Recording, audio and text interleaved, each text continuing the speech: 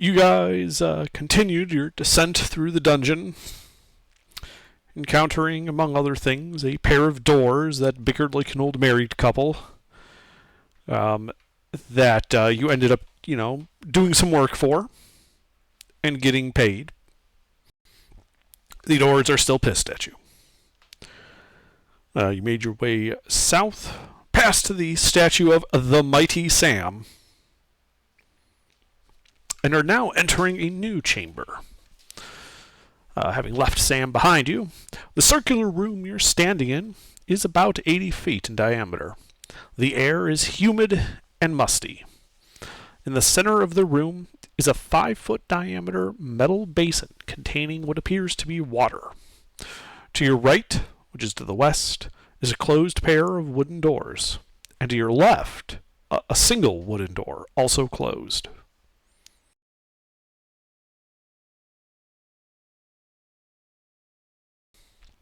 The air is slowly misting around you as the cold air from the Mighty Sam's chamber mixes with the humid, fetid air here.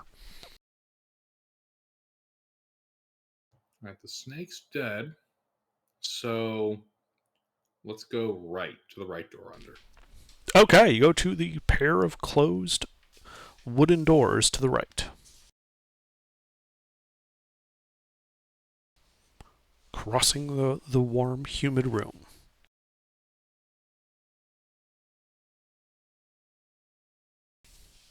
The doors stand before you.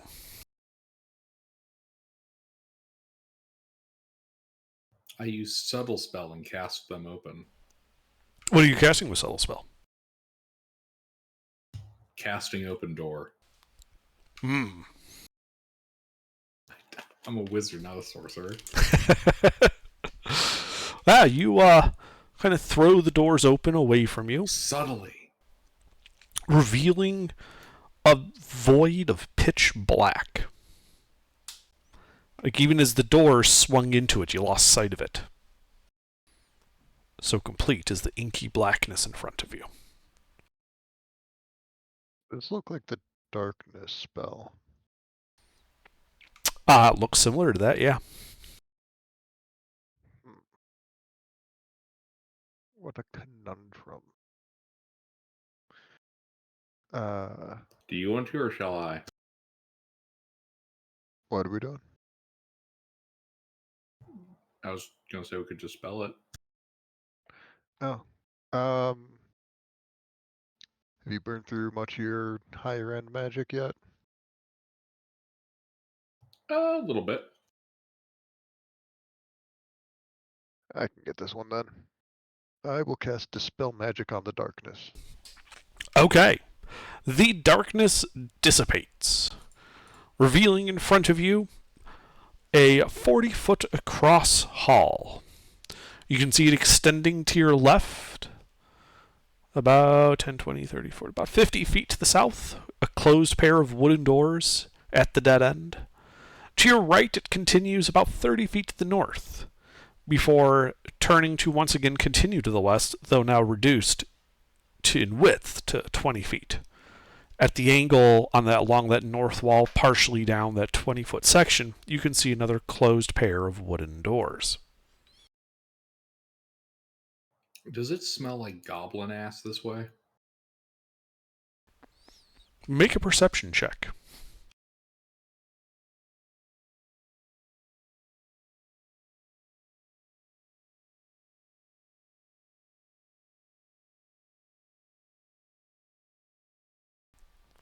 You don't smell anything. Must be Iroquois. Well, we're definitely not going in there.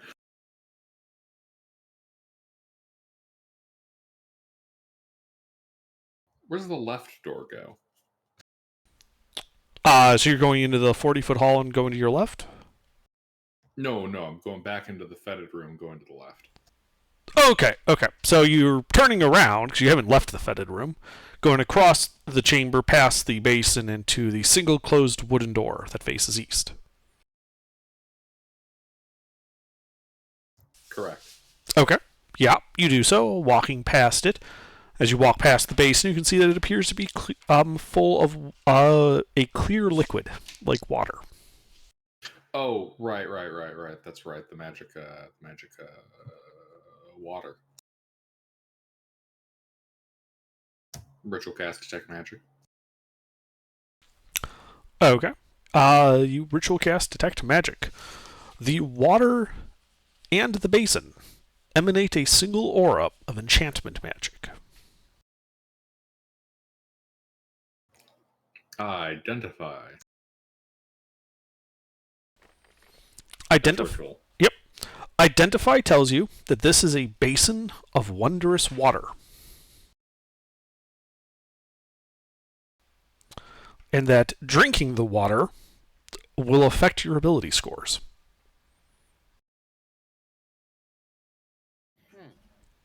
It does not get more specific than that.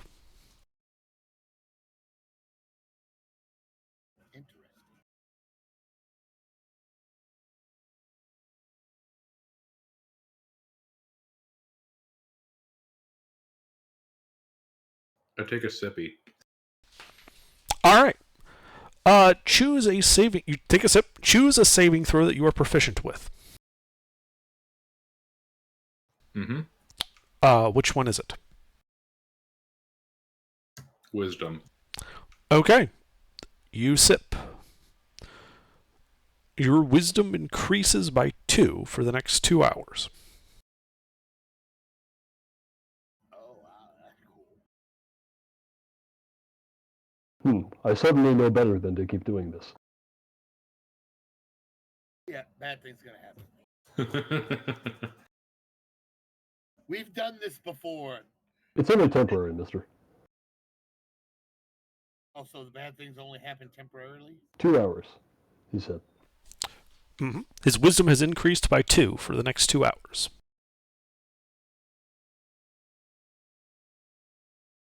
That's 2 hours until we can convince him to drink it again. Hey, Under? Mm-hmm. Was there supposed to be anything that happened the last time I drank from here? Nope. All right. Well, guys, I've drinking from here before and nothing bad happened. Okay. Go ahead, take a sippy.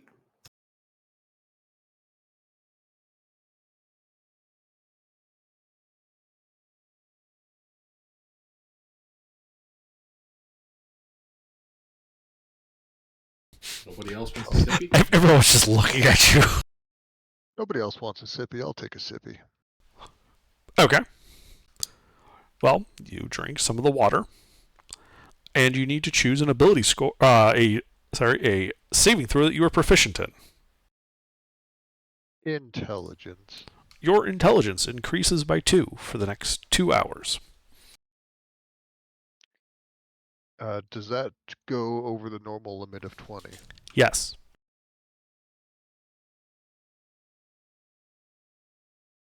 All right.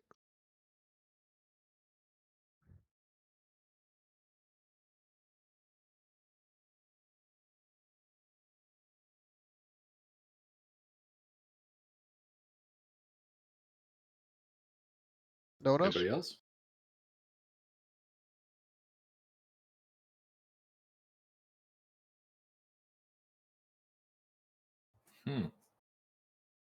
No one else here wants to take a sippy. Well, they're lost. I know, right? Are they here? I'm here. I have no desire to. I am here. I do not drink. Hey, Twidget, What's up? you want to take a sippy?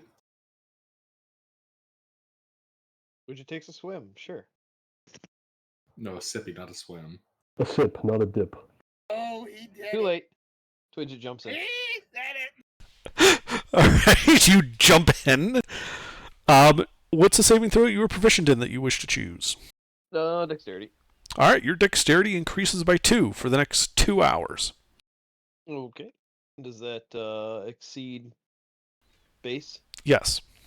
Okay.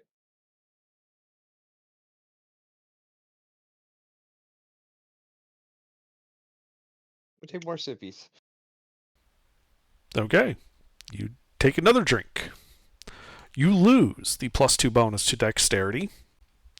Your dexterity is now reduced by 1. Not for the next 2 hours? No, it's permanent. Yeah, see, this is why I didn't want to drink out of that. Well, permanent until you, use like Greater Restoration to counter ability score loss.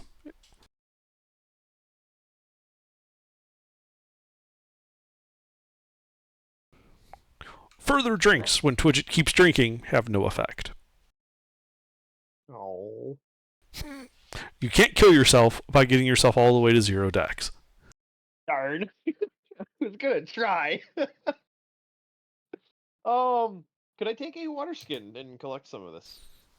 Yes. Okay. Do I need to note it, or once I put it in the water skin, is it just water? As soon as you lift the water skin out of the bowl, you note that the water is not magical anymore. Okay, kind of figured. Worth a shot. Okie doke.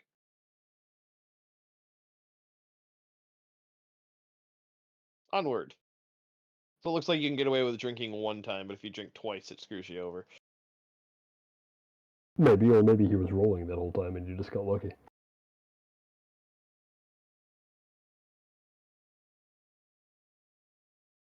Or perhaps the effect only occurs when you do it while under the other effect.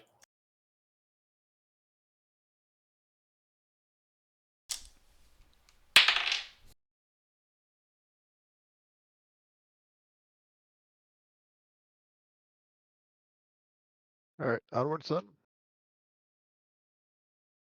Yep. What's left? Is to the left, so going to the east? Still? Yes? Is that closed wooden door? Okay. I subtly cast it open. Okay, are you trying to be stealthy, or? Yes. Okay, make a stealth check then as the door opens. Yeah, the door swings open, revealing a natural cavern, perhaps 70 feet in diameter. Stalactites hang from the 20-foot-high ceiling. The air is humid, and mist accumulates along the floor. Across from you, the far end of the room continues for about 100 feet. And you can see that the ceiling and kind of like the ground is starting to slope down into the mist.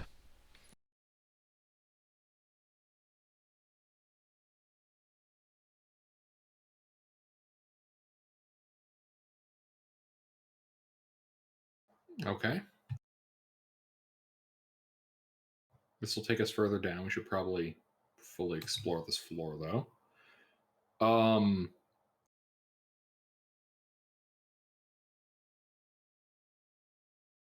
there's only the 2 rooms in the fountain. There's only 3 doors in the fountain room. The one that goes to the misty ramp, the one that goes to the long hall, and the one that goes to Sam. Yes, there are those 3 doors. All right. Let's go down the long hall. Okay, so you go back across, going past the basin to the long, wide hall. To your left, going south, about 50 feet away, is it dead ends with at the dead end a closed pair of wooden doors. To the north, it goes about 40 feet before turning to the left and narrowing down to 20 feet. At the angle, partially part of the way down that 20-foot hall, you can see along the north wall another closed pair of wooden doors. Creep up to that. Okay. So as you step into the 40-foot wide hall, you notice that everything goes utterly silent. I leave. Yeah, you step back, sound returns. Yeah, I say fuck that.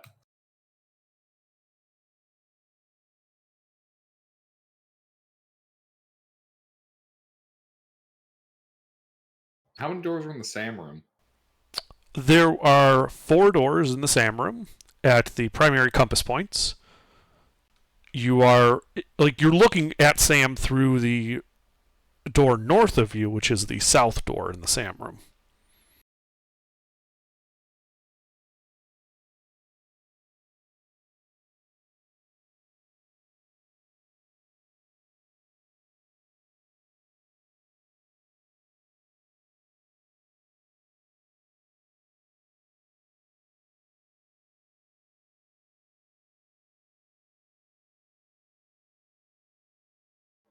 Okay.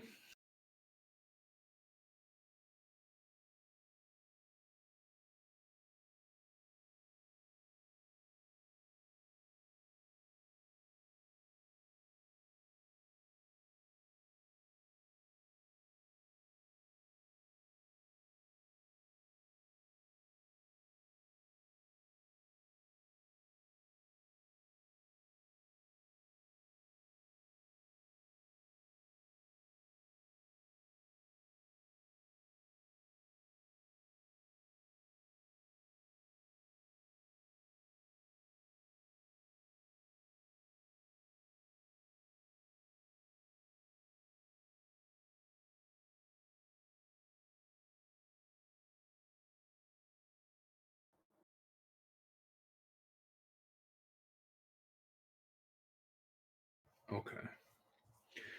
So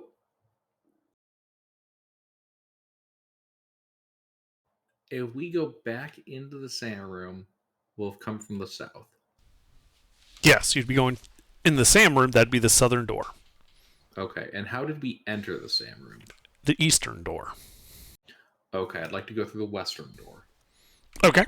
So you guys go back into the chilly Sam room, stepping around the vertical shaft that heads downward in the floor at the west end of the room, and open the pair of wooden doors to the west. That opens up into a large chamber, some 60 feet across, and about 40 feet to the left and right. Both ends of it you can see are 20-foot wide archways, the southern one going about 20 feet past that end to a closed pair of wooden doors. To the north, it looks like to be another chamber up there. The whole room smells of dung and goblin. And you can see rags, scraps of food, mounds of waste swarming with flies. Dozens of battered shields hang across from you on the western wall.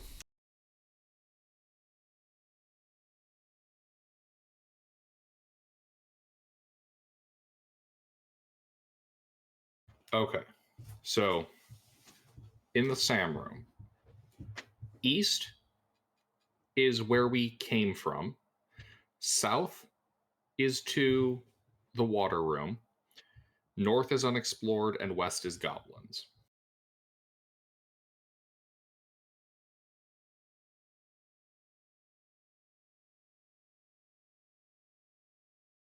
Is that correct?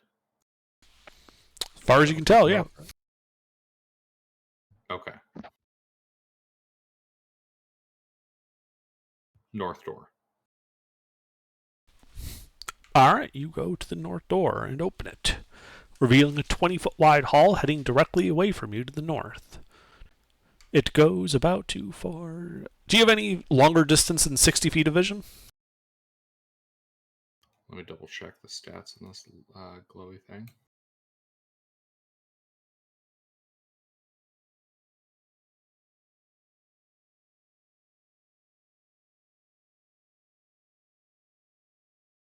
No. Well, then you can see 60 feet of hall before it trails off into darkness.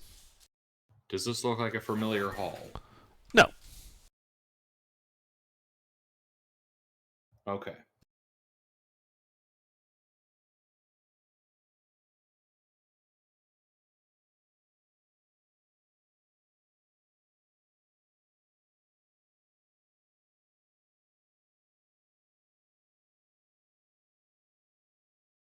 Who died? No one. I just heard a disconnect noise. Don't worry, under nat 20 to his deception check, nobody died.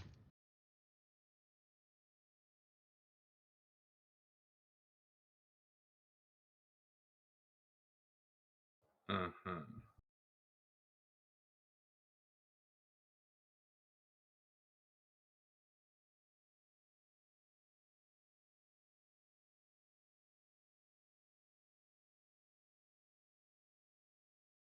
Okay, sorry, what were we talking about again? Well, you're staring at a 20-foot wide hallway that goes 60 feet away from you before trailing off into darkness. And then there's the silent. Okay.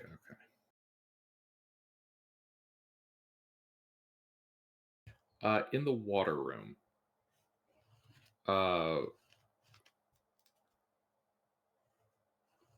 to the right, so west was the silent hall. Yes.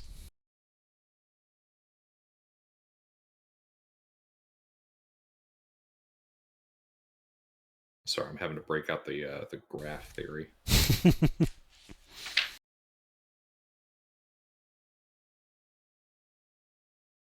And then to the east was the foggy incline. Yes.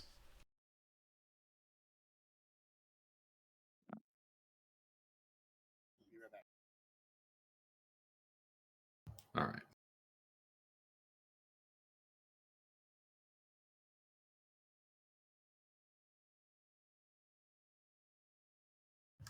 Gotcha. Okay. And those are the only two exits to the water room. Other than the north door, it goes to Sam. Right. Okay.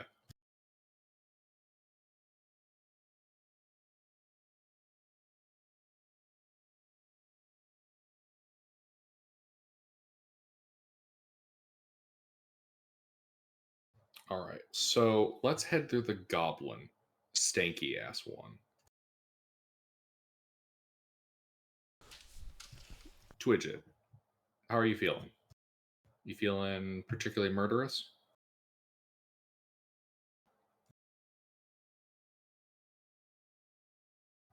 Ruffles?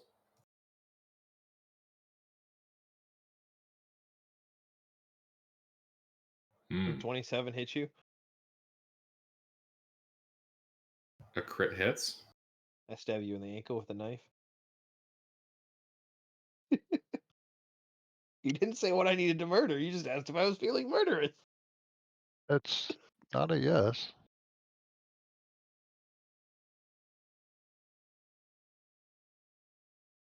All right. So, yeah. What do you need killed? We're going to wipe out some goblins. Okay.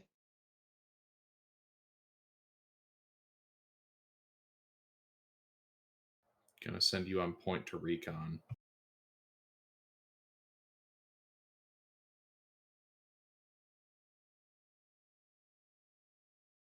So, recon, I guess. Yeah. I go out in front and look for goblins to kill. Okay. So you guys go out that western door. You enter the smelly, dung-filled room to the west. To the north of you, you can see an archway that goes 20 feet and into an area that has more smell of like animal waste coming from it. To the south, the archway leads to a closed pair of wooden doors. Okay. I go to the closed doors and open them. Okay. You go to the south, go into the closed pair of wooden doors and opening them, revealing a 20-foot wide hallway going east-west.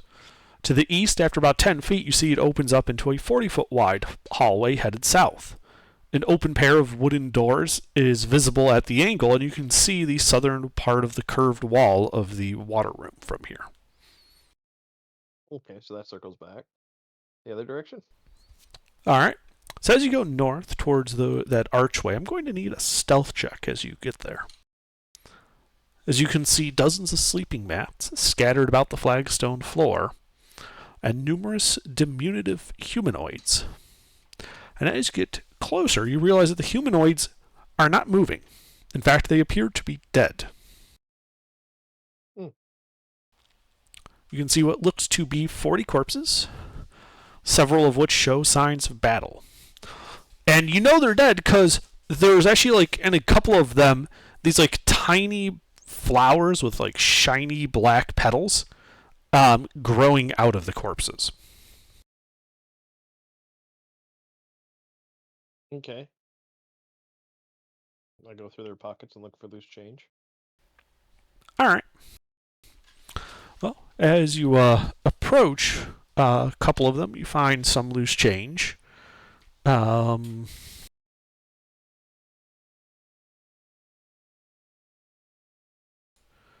moment.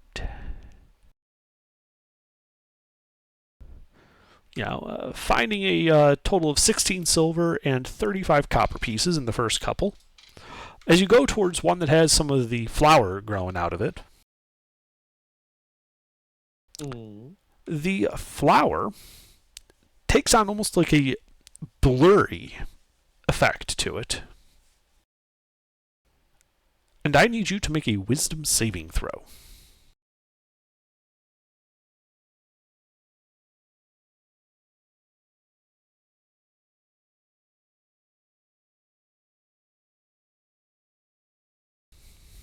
Okay.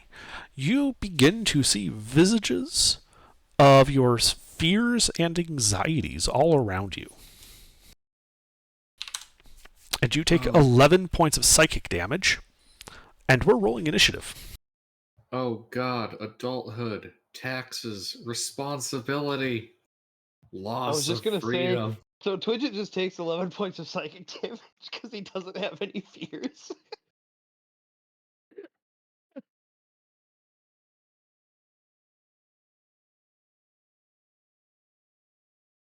Not yet. He'll definitely have some after this. You know all the shit that he's faced down? Yes, typically that kind of shit to a child causes crippling mental problems. No, you see, the thing is, he came with crippling mental problems.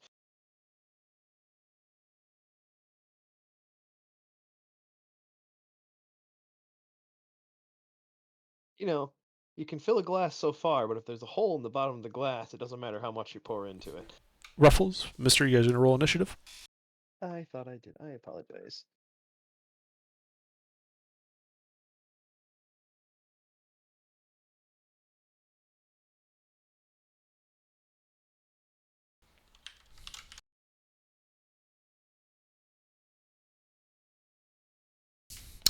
All right. Well, Twidget, at the start of your turn, you get to make another wisdom save. I'm sorry, it's at the end of your turn. My mistake. I misread that. Okay. Well, we'll just count that then. Yeah. I was gonna say, do I feel like I'm in combat? Like, Okay. do I have the frightened condition or anything, or am I just taking psychic damage and, So at the start of your turn, you take some psychic damage. Okay. And yeah, until you pass, you take 8 more points of psychic damage. And until you pass the save, you are incapacitated by these images. Ah, okay. What is this? What is this initiative for? I can't do a whole lot, so I'm incapacitated Yeah. next turn. Twidget went scouting alone, and Found some psychedelic flowers. Okay.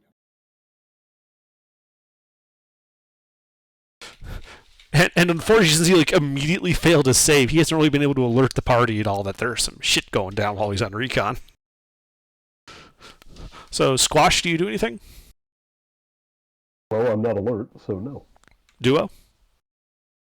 No, we're just waiting for Twitch. All right.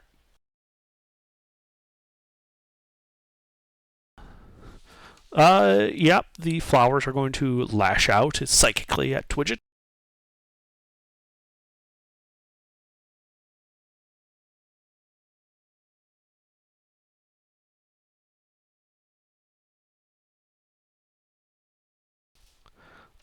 Does either of those hit Twidget? AC 16, so yep.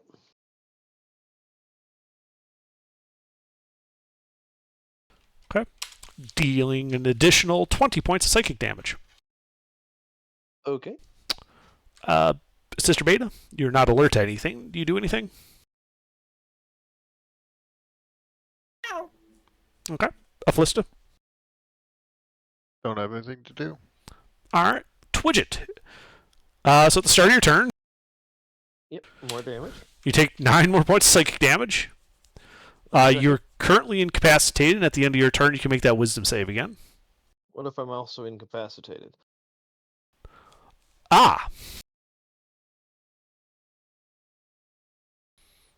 Well, that's unfortunate for you. You are, however, stable due to special effects of this ability. I would imagine the flower is leeching life of some sort. So we'll just pause at initiate there. So you guys wait. A minute goes by. 5 minutes. 10 minutes. Twitch has been gone a while. You haven't heard anything. Probably go look for him. Yep. We'll drip feed our forces in. Squash, you go in next.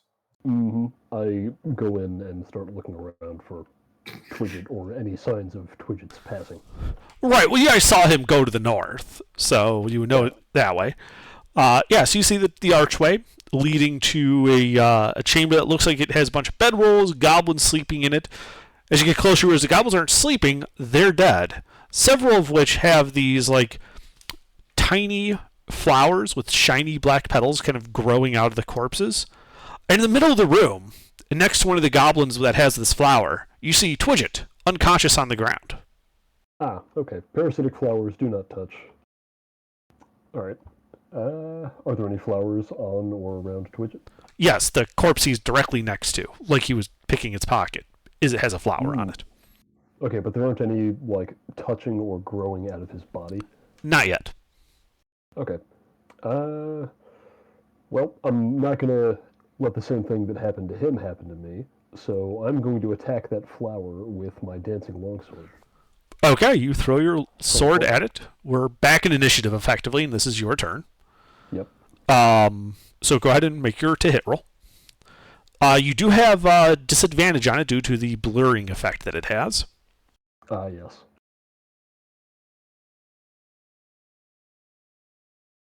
Let me see, how many of these do I get? I get 2? Or no, I only get 1. Yeah. Wait, is that how that works? Let me actually read the sword. As if I'm using it. Okay, so I can only attack with it as a bonus action. Alright.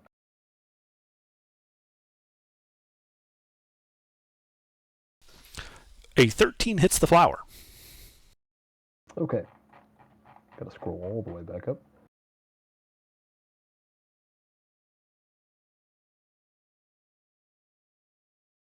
For 11 slashing. Okay. So yeah, it cuts the flower. You kind of see like a little pulse from it. Hey, Twidget, Is? your max HP is more than 12, right?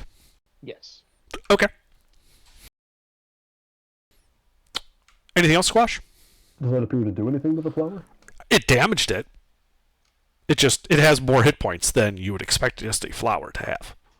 Okay, I'm gonna start holding my breath in case that's how it works, and then I will attempt to pull Twidget out of there with my action. Okay.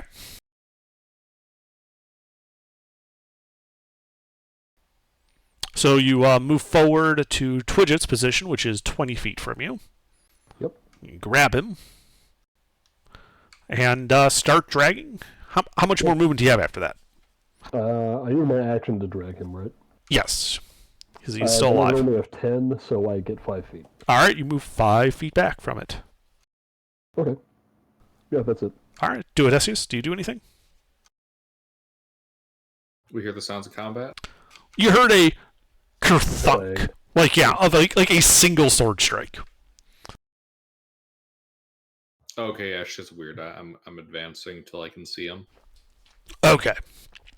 Let's see. So it would be 10, 20, 30, 40, 50 feet to the archway to the north, where you could then look into this room. All right, I move up 30 feet. Okay. You do not currently see Squash or Twidget, though you can start to make out the features in the room, like the dead goblin corpses, the odd black flowers growing out of some of them. All right.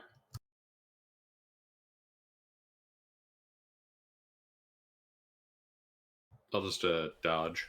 Okay. All right. Well then,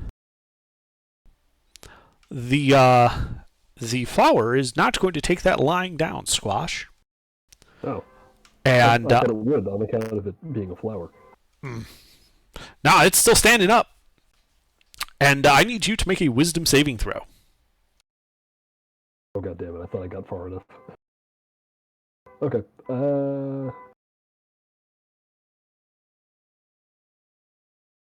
There we go. All right, yeah, you succeed. Like for a moment, you kind of, your vision kind of clouds a bit. You see like your fears and your anxieties kind of pressing in on you, but you just power through it.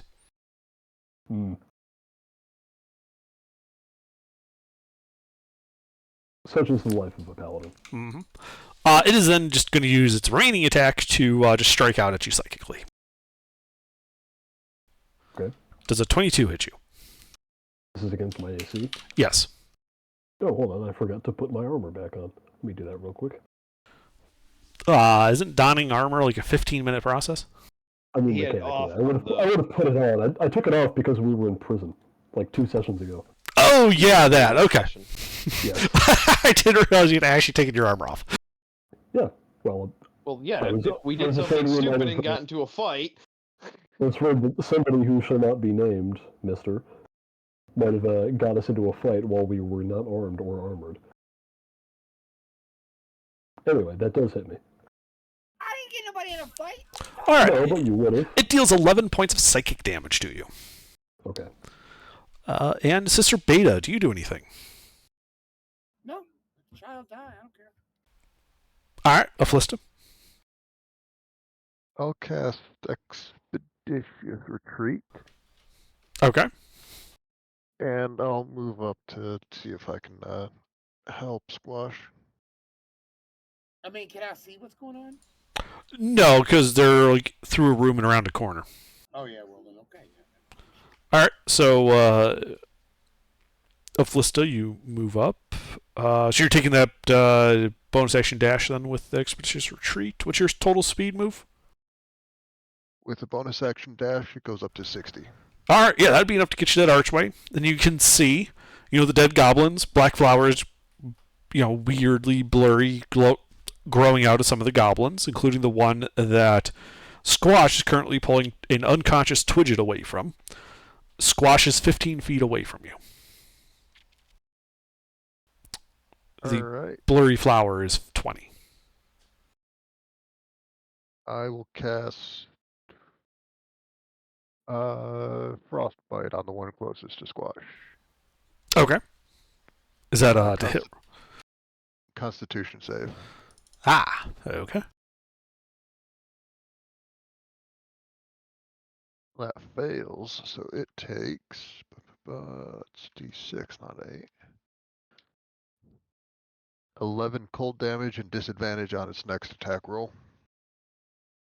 That's it for me. Okay. Okay, yeah. As you hit it, it takes that damage. Sap begins to kind of weep out of the flower. You can tell it's bloodied. And a psychic pulse emanates from it as a result of taking damage. And Squash, I need another wisdom save from you, as you are within range of that pulse.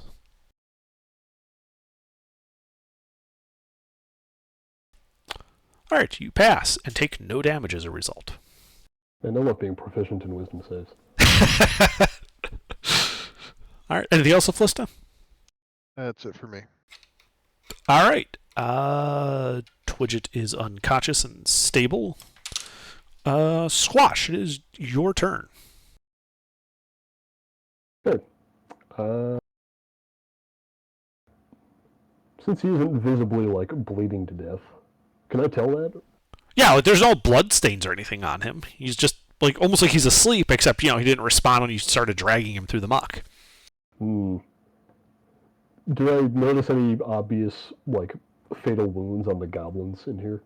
I wouldn't have, like, tried to do a medical examination or anything. Just Yes, it looks like they took it tooth and claw, like something like wild animals came through and tore through these guys. Okay, so that was not the flowers. Can I tell if Twidget is breathing? He is breathing. Okay, then we're probably fine. I am going to keep dragging him away from the flowers back out the way I came. Okay, so you get 15 feet back to where Flista is at that archway. And another 15 as I dash. Okay, you dash, dragging him away, breaking line of sight with these flowers. Yeah. In the process of doing that, somewhere in there, I would have struck again with my dancing longsword. Ah, okay. Bonus Well, action. yep. It's still blurry, so roll to hit with disadvantage.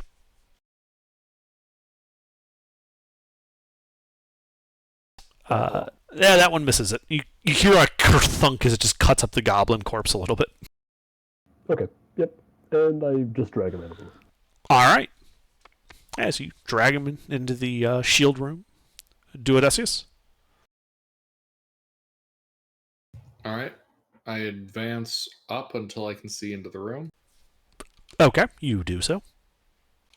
You can see the dead goblins with the black flowers growing out of them. And I can see that one of the flowers has been, battling? One of the flowers, is damaged. It's blurry. It's weeping sap. How many flowers can fit into a 40-foot diameter sphere? How many flowers? 40-foot diameter. That would be 3 of them. How many total are there? 6.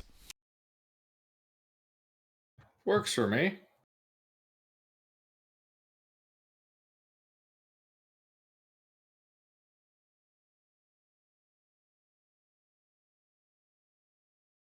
Remember, there's no I in team, but there's 6 I's, and fuck it, I don't care how many teammates are in there. I cast Fireball. Wait, how many teammates are in there? None. Fuck it, I don't care. I cast Fireball. Fireball. Okay. Fireball goes off.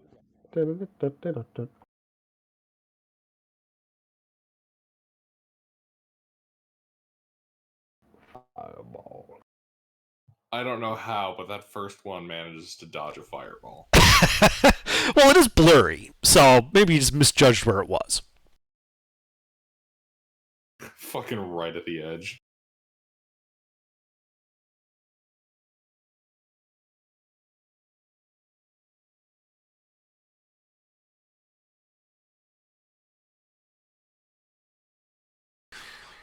I believe you still roll damage. Mr. Gilbert. Ugh. All right. So you can see those 3 flowers, one of which is a little more damaged than the others. The other 2 are now also blurry as a result of that fireball.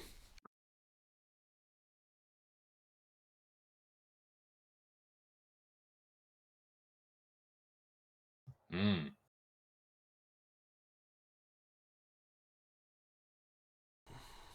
Anything else? Do I have any movement speed left? So you moved 30 before. You had 20. You had to move 20 to get to this position. Yeah, so I should have 10 left. Yeah. Backing up. All right, you back up.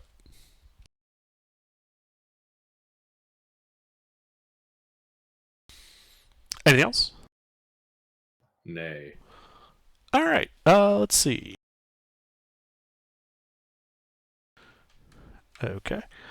So Aflista, those 2 hours that you're standing there in that archway, those 2 flowers that Duo just smacked, they're angry. But Duo left, so they're going to focus their anger on you. I need a wisdom save from you. Oh boy. Yeah. Okay.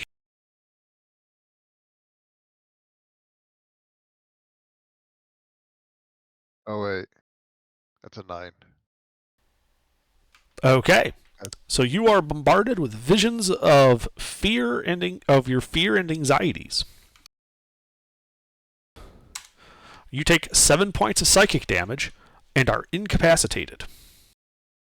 They can't make me learn tax law.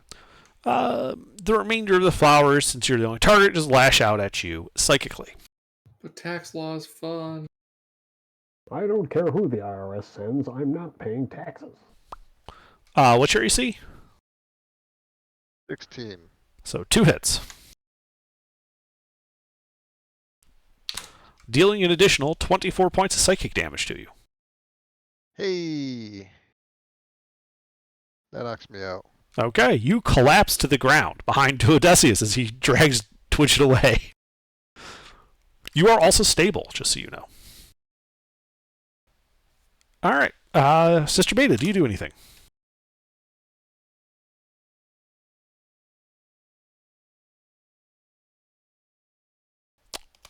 Okay, I guess Beta dodges. Aflista, you're unconscious and stable. Twidget, unconscious and stable. Squash. Okay. I've made it back out to the room. Yeah. You are in the room with the shield and like the debris and like the refuse. Okay. You are only halfway to the doors to get back to the room with the mighty Sam. Yep, Behind you is Duodecius, moving away from that room, and Aflista just fell unconscious at the entrance to the room to the north. Okay. Then, let's see. How much movement would I need to get back to within 30 feet of that flower I was fighting earlier? You would need to go another 15 feet back to where Aflista is. Yeah, that's half my movement. I go 15 feet back. I'll leave Twidget here. Okay. So you're standing, basically on top of the unconscious Aflista. Yeah. You can now see that, 3 of the flowers are blurry, including the one that you guys bloodied before. Well, I'll keep going for that one with my my bonus action dancing longsword. Okay. You huck your sword at it, roll to hit, again at disadvantage.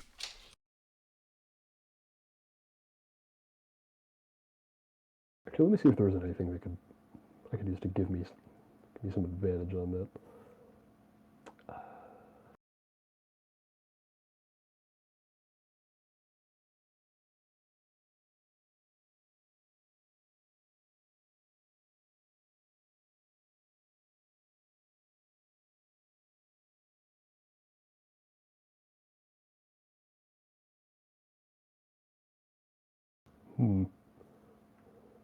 Not really.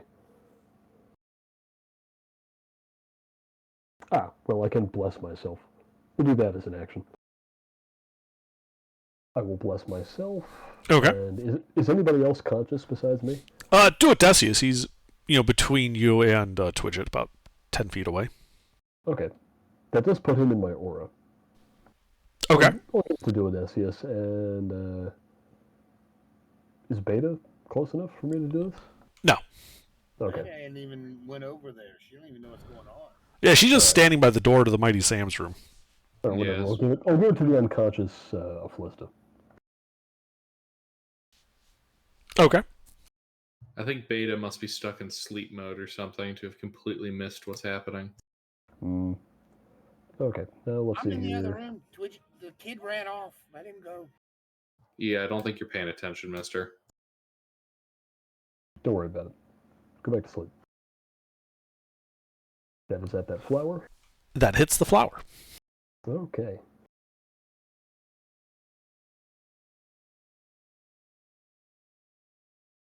For 12 magical slashing. All right. Yeah, it cuts the flower, which seems to kind of collapse like it's made of water, except it's like pitch black, into the goblin corpse, which you notice takes on a very desiccated appearance. Okay. Are the other flowers about the same distance? The other 2 flowers are 60 feet from you. One to your right along the southern wall, and the other at like a 45-degree angle into the room. Okay.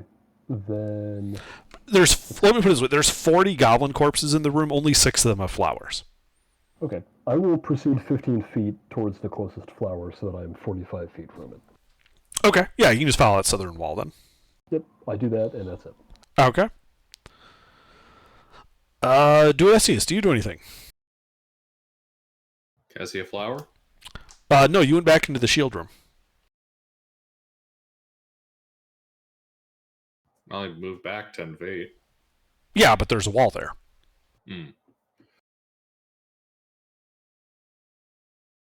I'll peek the corner. Yeah. So you can see Squash going along that southern wall. He's 15 feet from you. At your feet is the unconscious Afflista.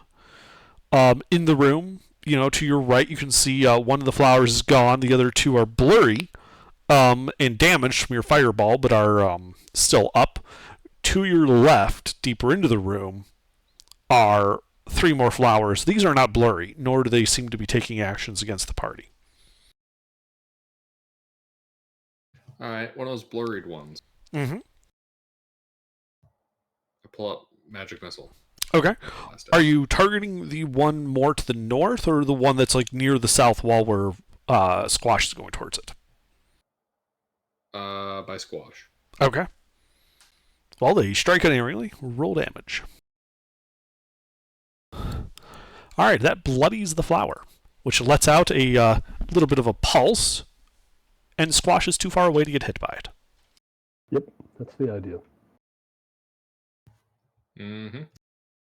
I'm gonna back up to Afflista. You are already at Afflista. Afflista died while looking into the room, so you're standing on top of her when you were firing off those magic missiles. Well, I'm gonna stop standing on top of her then. Okay, you're going into the room? No, I'm going back into the hall. Ah, okay. Going into the fucking nonsense is this? My kind of nonsense. All right. Anything else? Nah. All right. Well, let's see. There's the 2 active flowers in the room. Does that one recharge? It does. So the closer one to you, Squash, is going to lash out psychically. I need a wisdom save from you. How far away is this one? This is the one that is 45 feet from you. Oh, that's close enough? Okay. This is an attack it has, is with this fear thing. Oh, this is the attack. Okay, yeah. Yeah, it's its turn. So I Right, need a wisdom save from you. Ah, okay, that is the wisdom save. All right.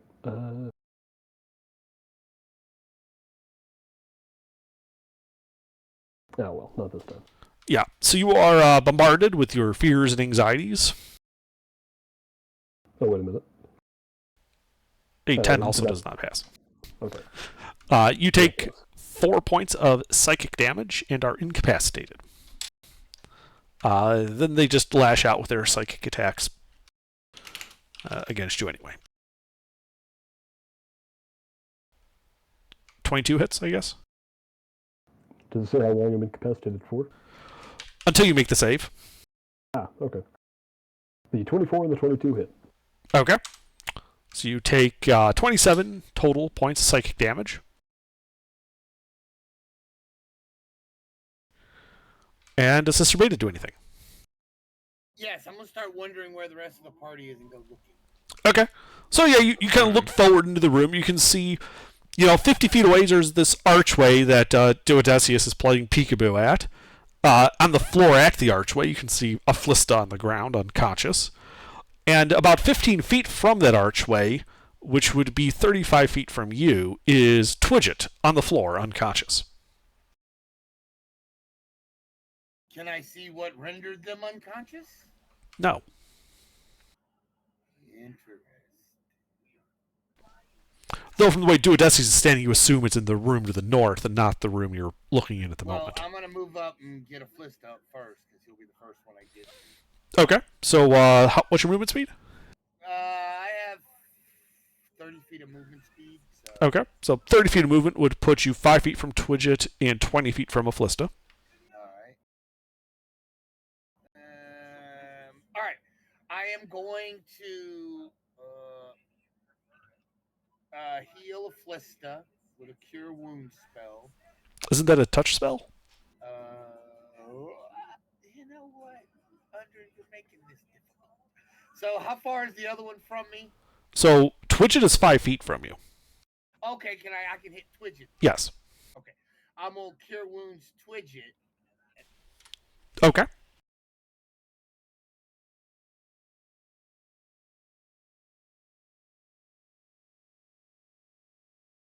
All right, so Twidget, you wake up on the ground with 12 hit points, a level of exhaustion, and a purple elephant standing on top of your chest.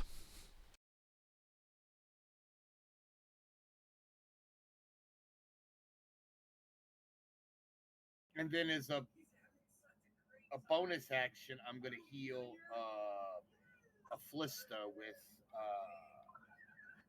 my warlock ability, Healing Light. I can heal him for 2.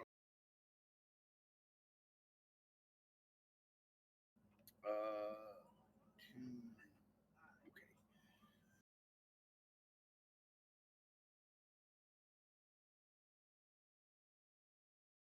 And I heal him for 8.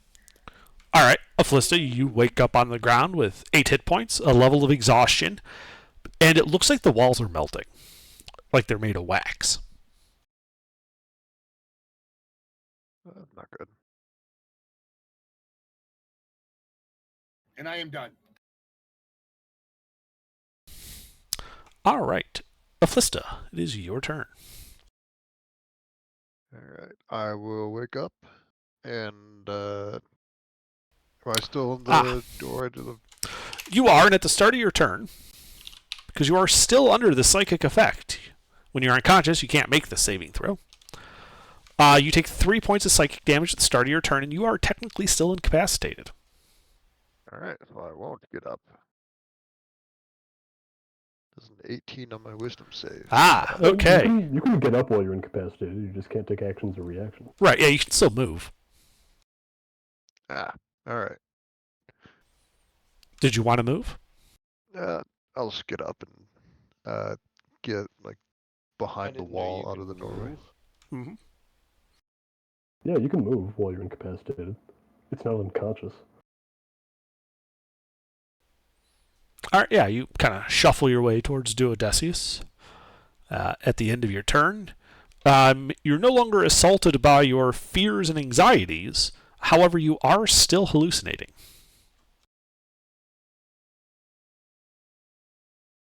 Alright, I'm going to avoid the walls then, and that's going to be my turn. Okay. Twidget. At the start of your turn,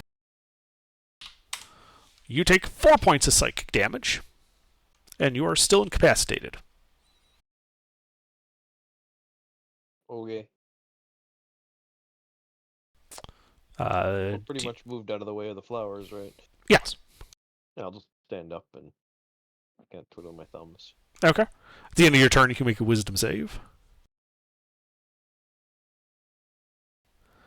You also are no longer bombarded by fears and anxieties, though you remain hallucinating. Oh, Jeffrey's still here? Cool. Yep. I try to feed Jeffrey. All right. And Squash, at the start of your turn, you take 7 points of psychic damage and are still incapacitated for the moment. But I get to make the save. At the end of your turn. Do you want to do anything before then? Well, since I can't take any actions, I think I will move away so they stop attacking me. All right, well, it's 15 feet to the archway. Am I moving at half speed? No. Okay. Incapacitated is only you can't take actions or reactions. Okay. Yep. Then I will. I'll move my 30 feet away. Actually, Okay. wait, do I want to do that? How far away am I right now? You're 45 feet from the flower, closest flower. Okay, I'll move 15 feet away. Okay, that gets you back to the archway. Yeah, we'll just do that. Okay. And then at the end of your turn, you get another wisdom save. Does incapacitated end concentration? Yes. Okay. Yeah, well. You remain incapacitated. Your mind awash with fears and anxiety.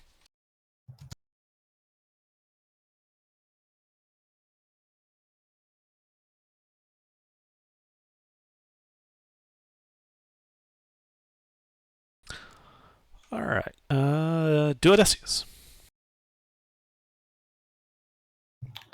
Peek the corner, magic missile, the one I bloodied. Okay.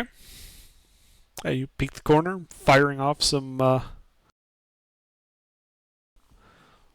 missiles. Oh, magic. It is near death, though it remains barely standing. Dip back around the corner. All right. Anything else? Nope. Beta. East. Your turn. What do you do? Is everybody up? Yes. Okay, can I move around and see what they're around the corner from where Duodecius is? Yeah, you can move up the 20 feet to that archway, and you can see a room. Looks like it was occupied by goblins that were killed. In 6 of them, these strange, small, shiny black flowers are growing out of the corpses. One of the flowers has been destroyed. 2 of them appear blurry and a little more active than the other 3. Ah. What did they destroy the first one with? Just chopped it up? From what it sounded like, weapon strikes. Alright. Well, I'm going to blast one of them and see what happens. Okay. Do you want the damaged flower to the northeast, the near-death flower to the southeast, or one of the 3 unharmed, non-active flowers to the north, northwest, or west? Yes. I have 2 beams, so I'm going to hit the 2 injured ones. Etheridge blasting. Okay. Then roll to hit. You are at disadvantage due to the blur effect.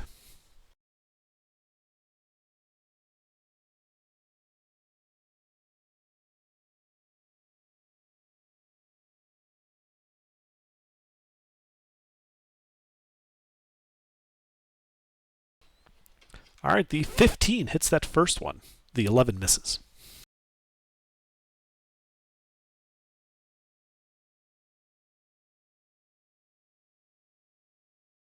Six points of force standing. And that destroys the near-death one to the southeast. The, flower dissolves into that black ichor again, which descends into the goblin corpse, which you notice takes on a much more desiccated appearance. Anything else? Okay. No, that's it. All right.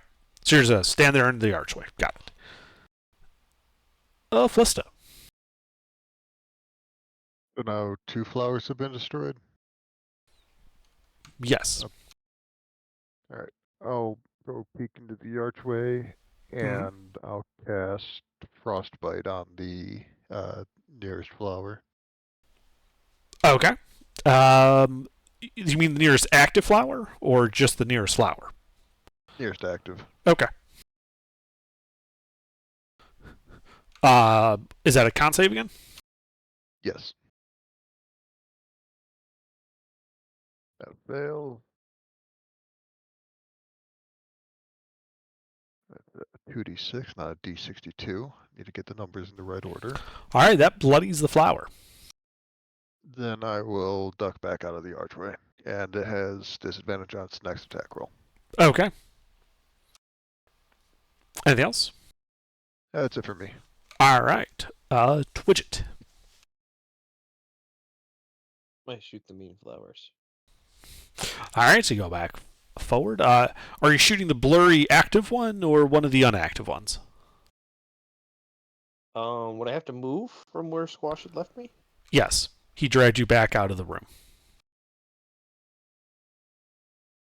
But did he move me to the side or anything? Yes. Or was I just out of the room? You were moved so that you were not in line of sight with the flowers. Oh, that's inconvenient. Okay, well, then I guess I'll move. And yeah, I'll just shoot the blurry one then. All right, roll to hit at disadvantage.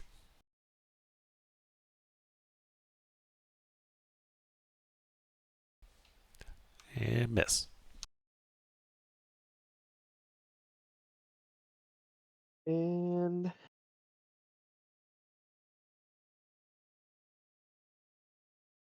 well, let's do nothing else. You're going to stay there in the archway? I mean, am I close to the flowers here? 60 feet away. You're standing next to Beta. Yeah, that'll be fine. Okay. Squash. Okay. I am still incapacitated. Indeed. But you can still move. Do you do anything? No, I don't need to go anywhere. Alright. Well, then wisdom save. Oh, I forgot. You also still take some psychic damage to start your turn. 3 points of psychic damage.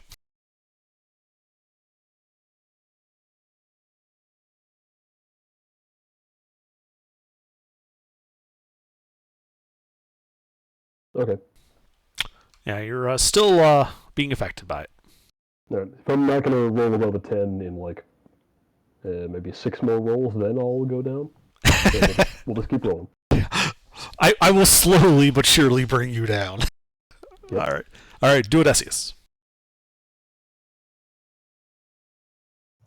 Peek the corner. Yeah, you see the blurry flower. Magic missile. They strike. Roll damage.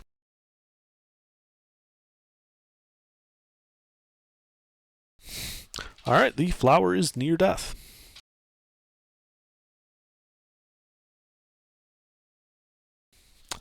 Anything else? Dip around the corner. Alright. These guys. Well, it is going to use that 60-foot lash it has to attempt to attack psychically Twidget and Beta. I need both of you to make wisdom saving throws.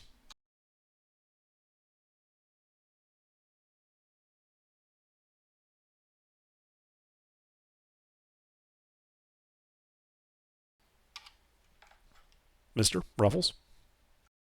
Wow. Wisdom saving throw. Wisdom save.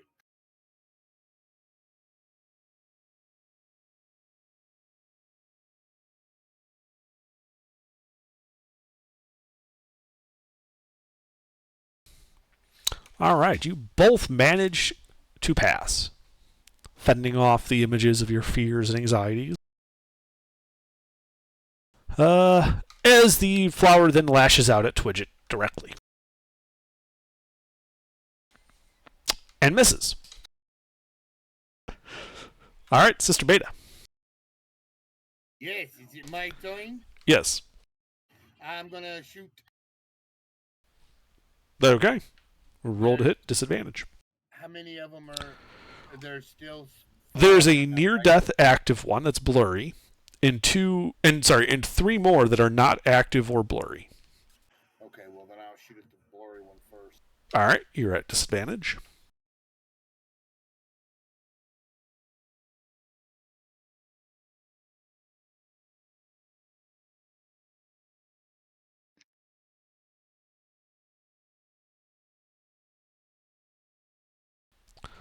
Those both hit.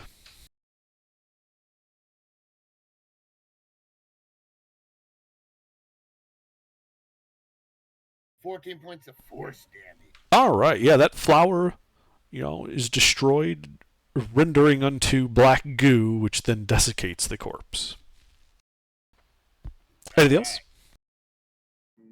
Yes, sir. Afflista? The 3 active flowers have been destroyed. Yes. I'm going to hold an action. I'm gonna go over to the doorway, hold a frostbite, and shoot any of the other flowers if they become active. That's gonna be my turn. Okay. Twidget?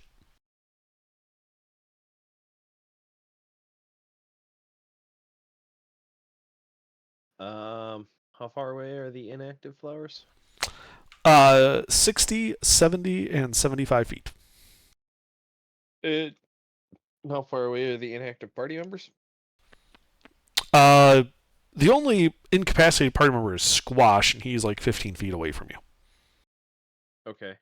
I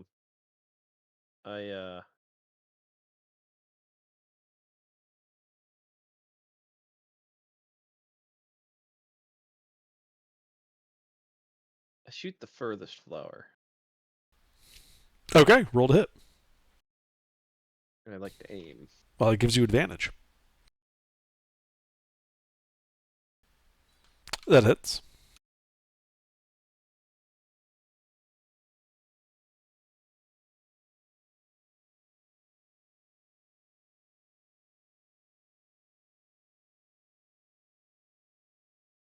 $29 piercing. All right, that bloodies it as it becomes blurry. That's it. All right. Squash. The start of your turn, you take 5 points of psychic damage.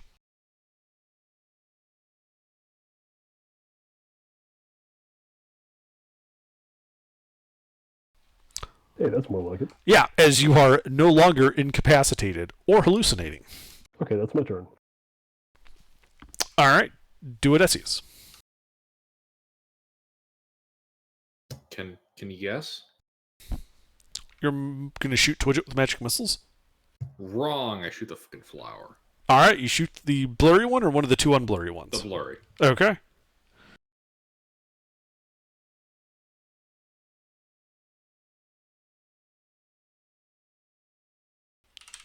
All right, that actually kills that flower.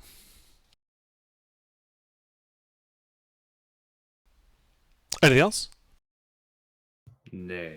All right, you stand there. Flowers. Beta.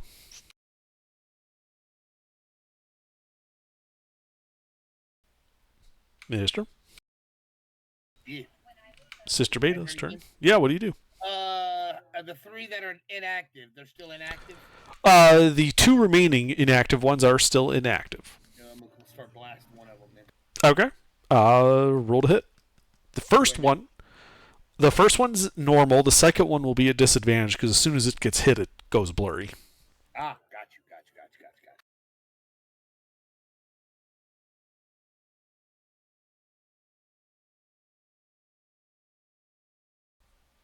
That hits.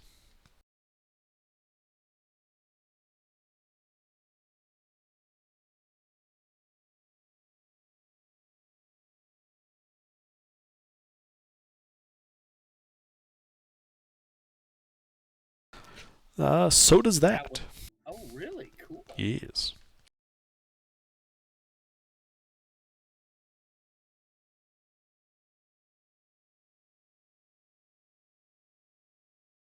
$11 points of force damage.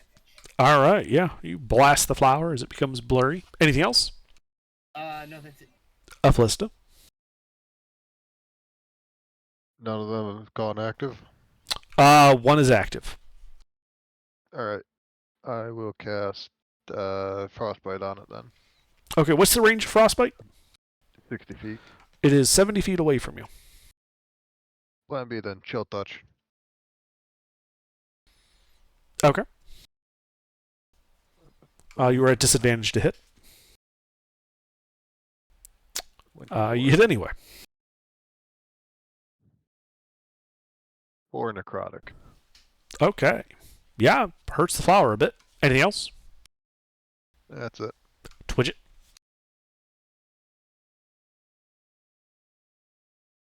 All right. How many are left? Just the 2? Yep, just the 60 and the 70 footer.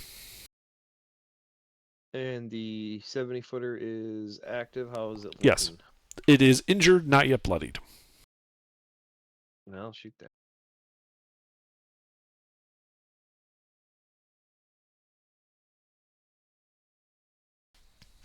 That hits.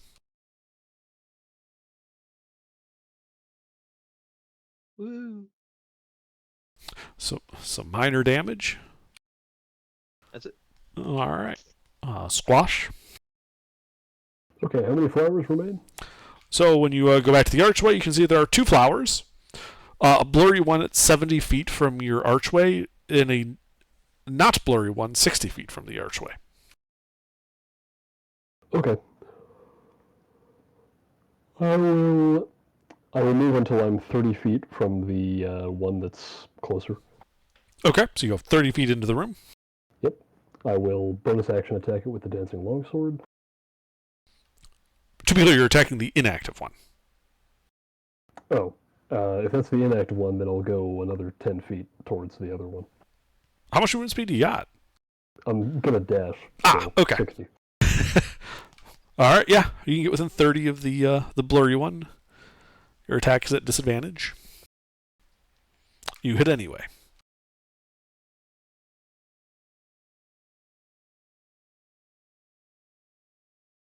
For 8 slashing damage, and then I move the remainder of my movement speed back away from it.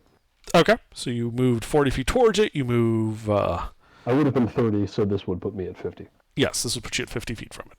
Okay, The flower is bloodied. Nice. Do Odysseus. All right. So all the original 3 flowers are dead. Yes.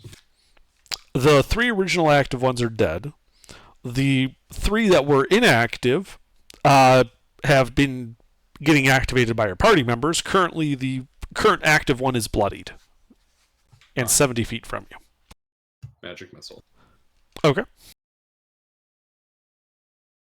Thank you for answering every question I had in one explanation. That was great. Excellent. Pew pew pew pew. All right, that flower is near death. Anything else?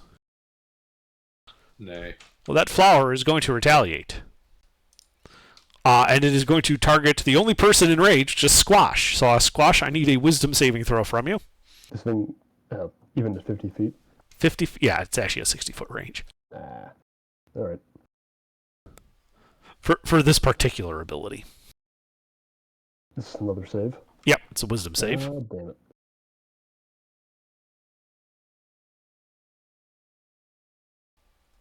And you pass, having Oh, no wow. effect on you.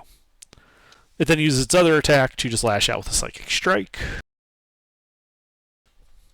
And misses.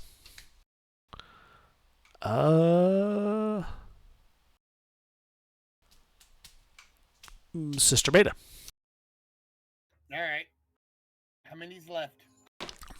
Well, there's a near-death blurry one and an untouched not blurry one. Well, let's shoot the near-death blurry one first. All right, you're at disadvantage.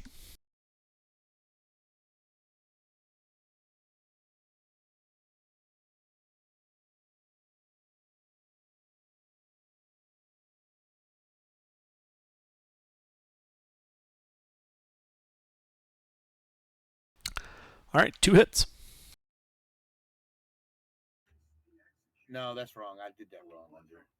I hit the highest one instead of the lowest. Oh, The first one should be an 8 instead of the Yeah, first the one was 8 an misses. 1, so yeah, the 8 misses, but the second one was it'll still hit. yeah, a 21 will still hit it. The nat 1 does not. 8 points, and I'm glad nobody's in melee with it because they would have got hit. Indeed. No one is in melee with the flower as you destroy it, Yay! turning to that black ink and desiccating the corpse it is in. Yay! Anything else? No, that's it. I'm good. Flista. Flower hasn't moved. Have any of these flowers moved, actually? No, they haven't. They're flowers. Alright. Chill touch. Oh. 13 to hit. Oh, that's inactive. Yeah, that's an inactive one. So, I was gonna say if Oh. you could wait so I could get sneak attack. but he didn't, and he Ah. hit it. It's all right.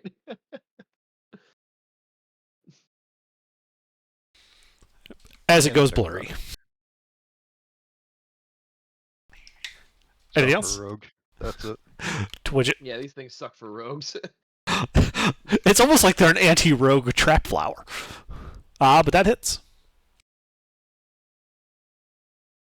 Well, I mean, just in terms of like damage output, I can't crank on All right, as you wound it some more. Anything else? it.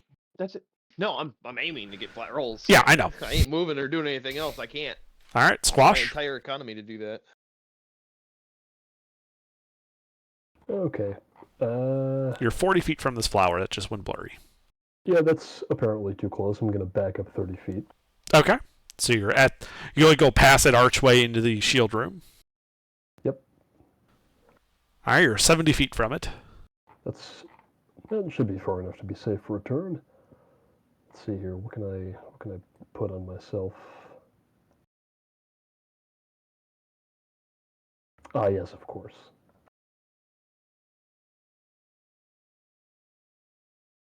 Let's see, what would it be? 41? I use an action to put 41 points of lay on hands into myself. Okay. You heal significantly. And, well, actually, I could have done both of these. How far was I at the start? 40 feet. 40 feet. Let's see, if I go 10 feet closer, that would put me at 30, and then 20 feet away, that would only be 50. Nah, there's no way. Okay, that's all I do. Okay. Do Odysseus. Magic missile. Okay. Well, there's only one. It strikes narrowly.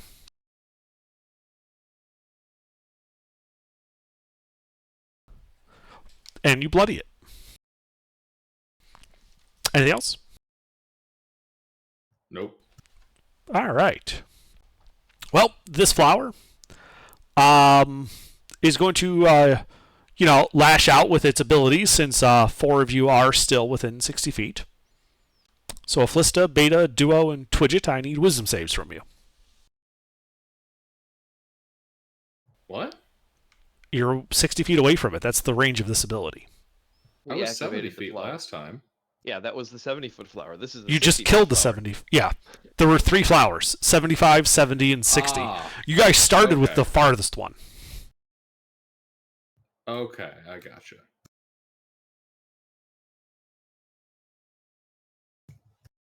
My elephant's scary again. What save? Wisdom. Jeffrey has turned back into Mr. Dahmer. Mister, you here? Yeah, I'm here. Wisdom save. Turn? Okay, shit.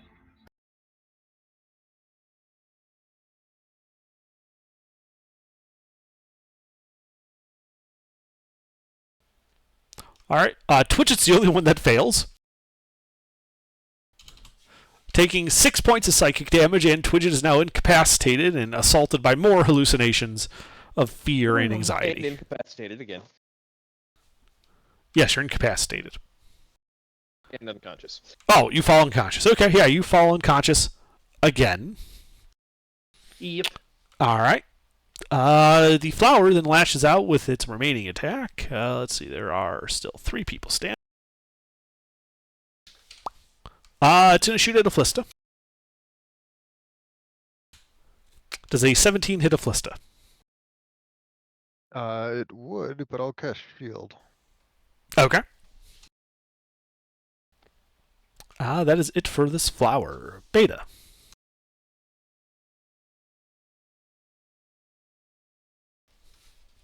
Maester. Yeah. Beta's turn. All right, how many's left? One? Yeah, 1 blurry flower. Blast it! Roll to hit at disadvantage.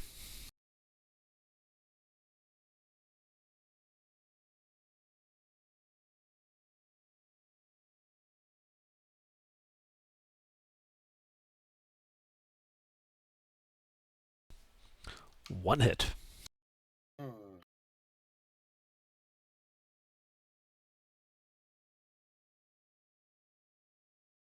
Four points of force damage. All right, that puts it near death. All right, and as a bonus action, I'm gonna erase the one that just died. Who just died? Twidget. I'm gonna erase Twidget as a bonus action with healing word. Okay.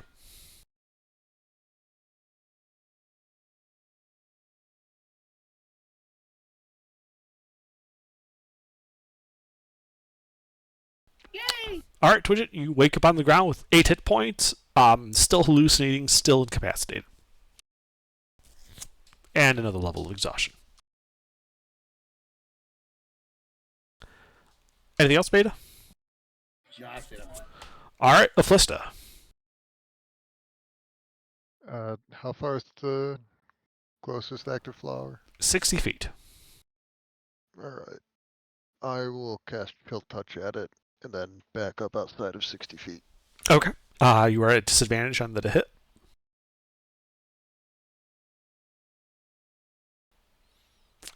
You hit regardless. 11 necrotic. It dies, dissolving into the now desiccated goblin corpse. Okay. That's it for me. Okay.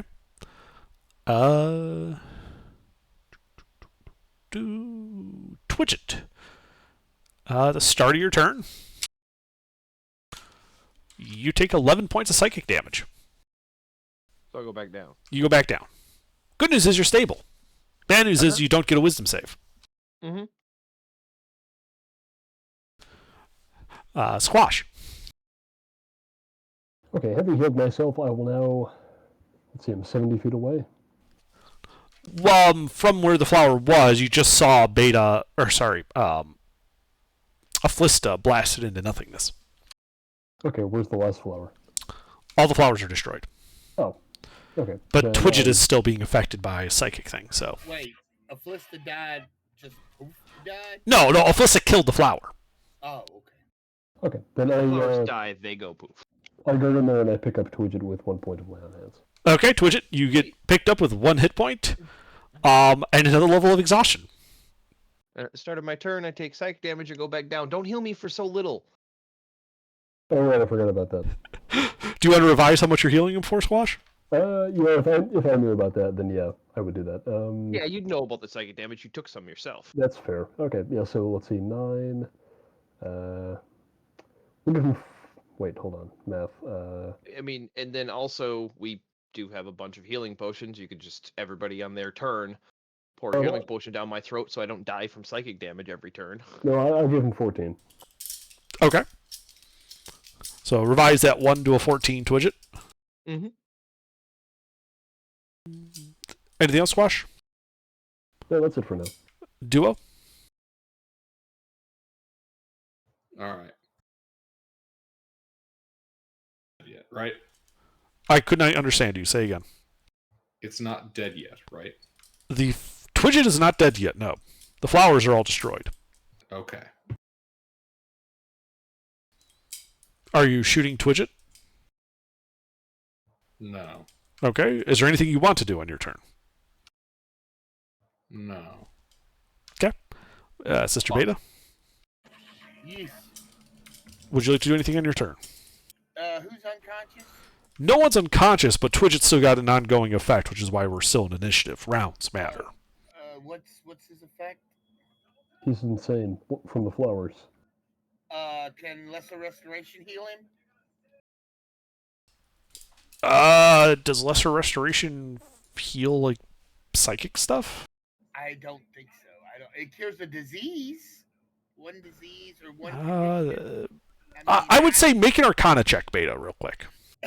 It says it cures a condition. If you end the incapacitated condition on him, that would end the effect, one would think.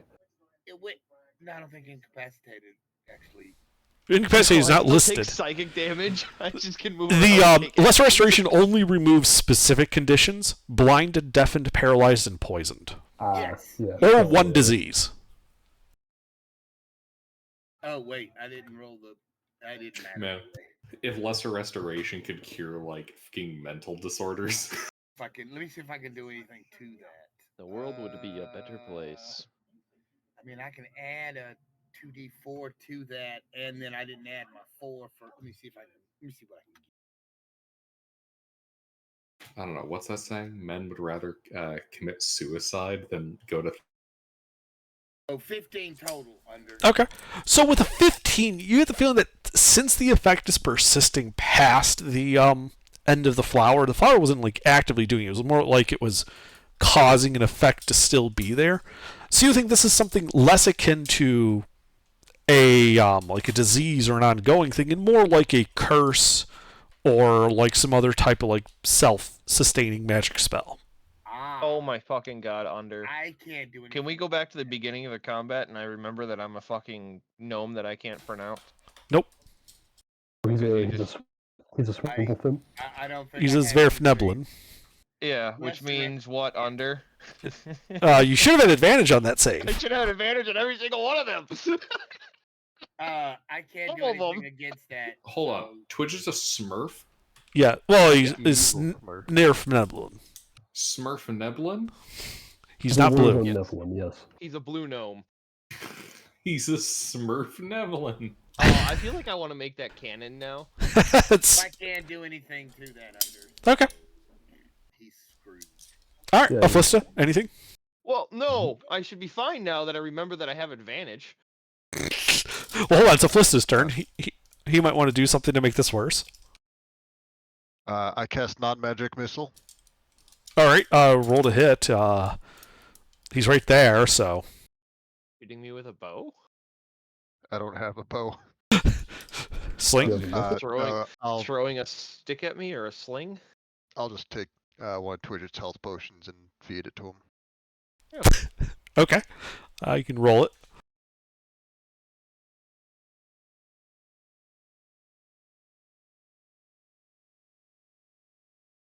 Oh, yay. I mean, it's better than All right, Twitch nothing. it. You heal for 4. Anything else, Aphlysta? That'll be it for me. All right, Twitch. At the start of your turn, you take 3 points of psychic damage, Of course. Look at that negating. and all damage for Um, you know you I'm- can move, I'm but testing something. okay, I got a new wireless keyboard, and I want to see how the range is. sure. So I'm going out to my front deck with it. I have the key. I have my wisdom save and Pete. 5, right? What now? Your aura, or do you have that Yeah, yet? +5. Plus Yeah, 5. sorry, Okay, then I you calculated rolled that that correctly. several times. Did I roll? You did a roll. My keyboard works all. You still failed. You also Okay. roll butting heavily. Yeah, you're at the very extreme range of where that's going to work. Your keyboard. All right, works Squash, better do you than do your anything? headset. Can I tell that he's not like hallucinating anymore? Oh no, he's still, you know, Days confused. yeah, Okay. dazed and confused. Also, like Aphlysta, I want to mention you are still also hallucinating. It's just you're not taking psychic damage. And Okay, the I heal him for another, terribly another 9 scary. points. I'm sorry, Squash, you got talked over. Say again. I heal him for another 9 points. Okay, Twidget, you get healed for 9. Anything else? No, that's it. Do it, Esius.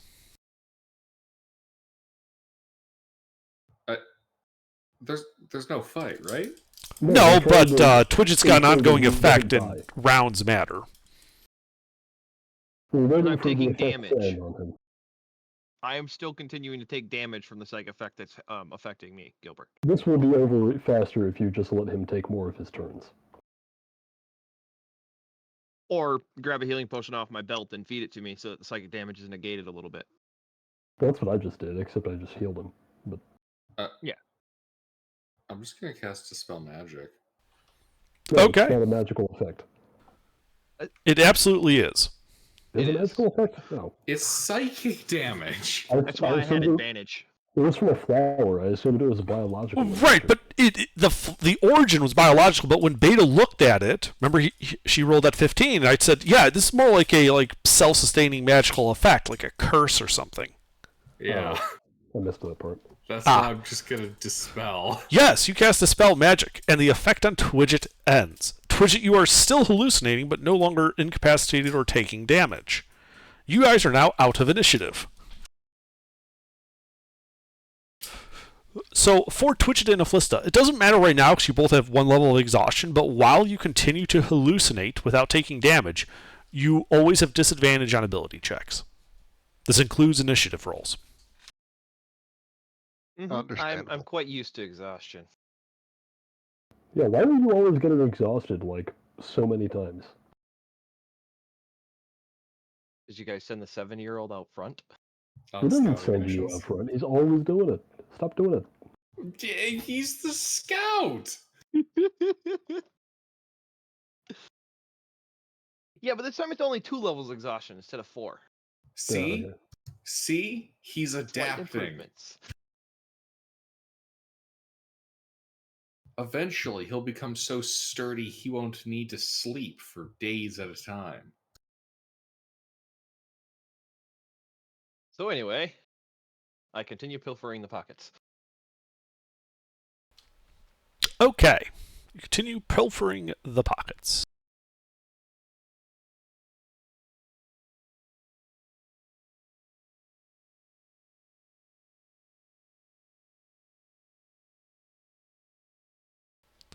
So we'll save some time here.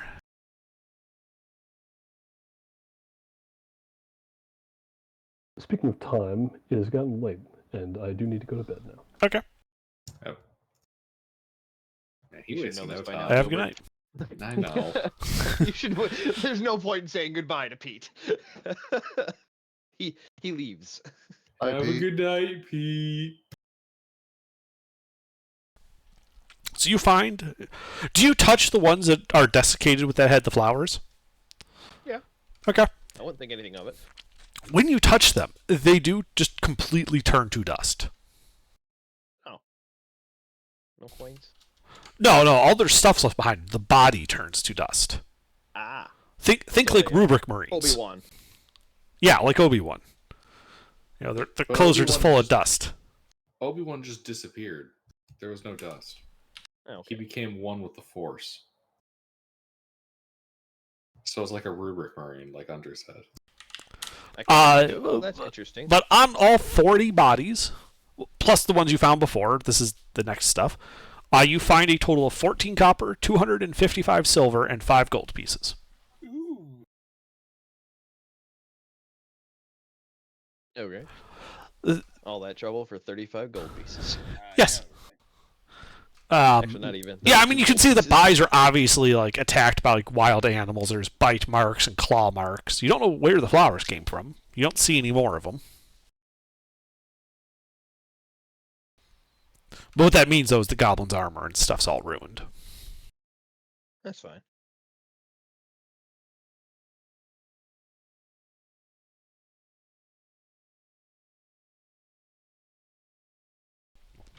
And there is one more feature of this room I forgot to mention. To the north, in the middle of the wall, is a fog-filled archway, filled with opaque white fog.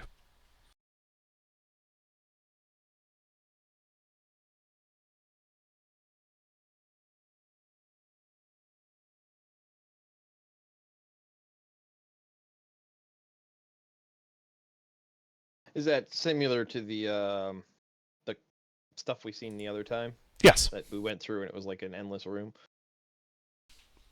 yes. Okay.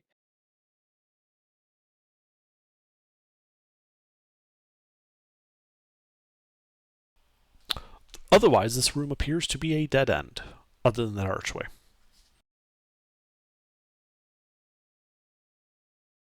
I'll tell you what. I gotta step away for a moment and use the restroom.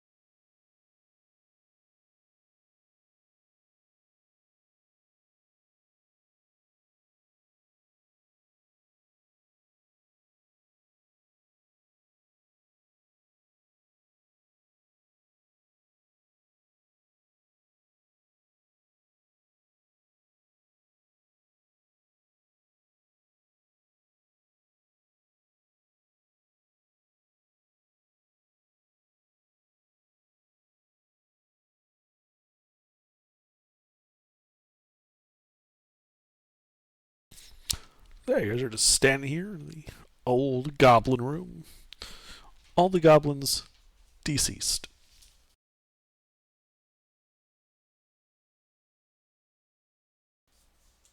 What do?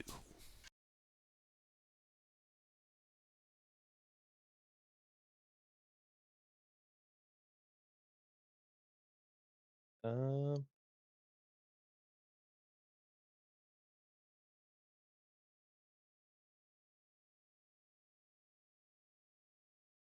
Who's gonna hang out?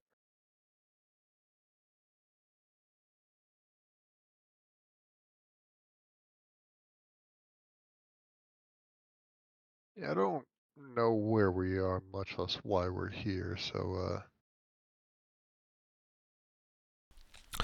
Well, you're here because you're looking for a certain artifact.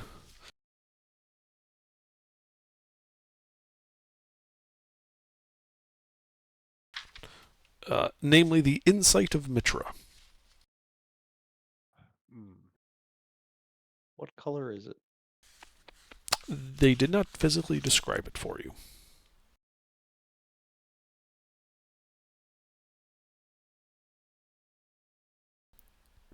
Just that it was an ancient artifact that can locate and determine the status of the Titanic seals that protect this world.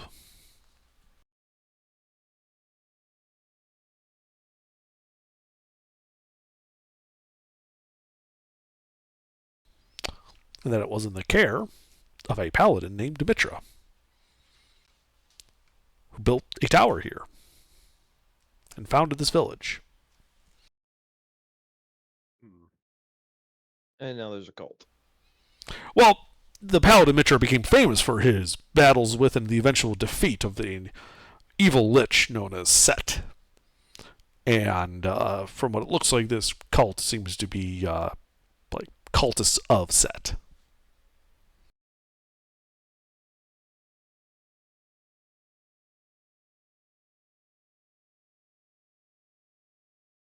Yep, and we're gonna kill him. Gilbert's back. Mm-hmm. So we were twiddling our thumbs. So yeah, you're standing here in this 50-foot by 2, 4, 6, 8, 10, about 120-foot wide goblin lair. Open archway to the south leading to that shield room with all the refuse and the doorway back to Sam. To the north, an archway filled with opaque white fog.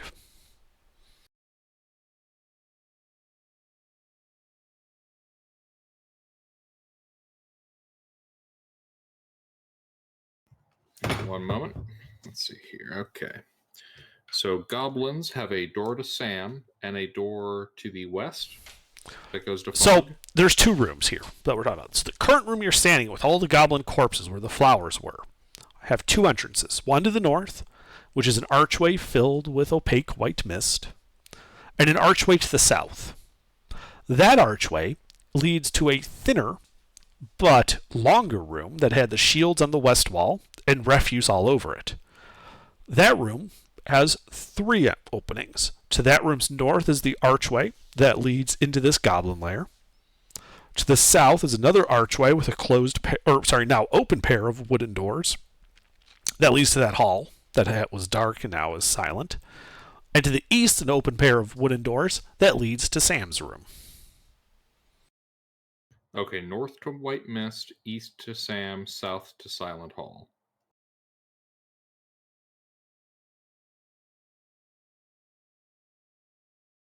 All right.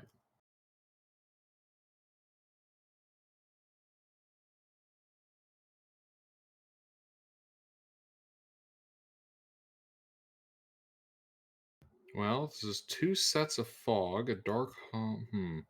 What are you guys feeling?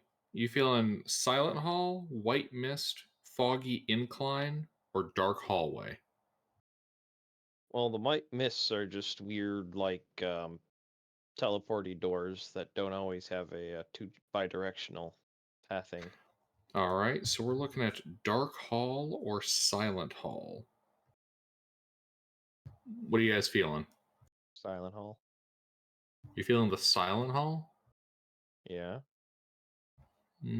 Okay. Beta and Flisto, what are you guys feeling? I was silent. All right, Beta.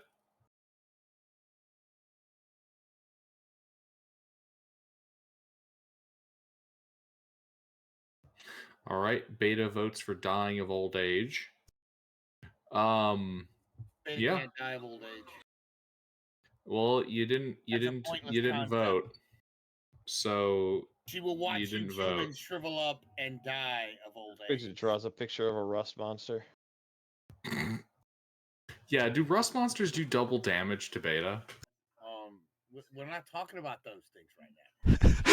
If Beta had ever failed that psychic thing, it would have just been like an endless swarm. Like that's her fear and anxiety, right? Endless swarm of rust monsters. Yeah, falling into a pit of rust monsters is Beta's deepest fear.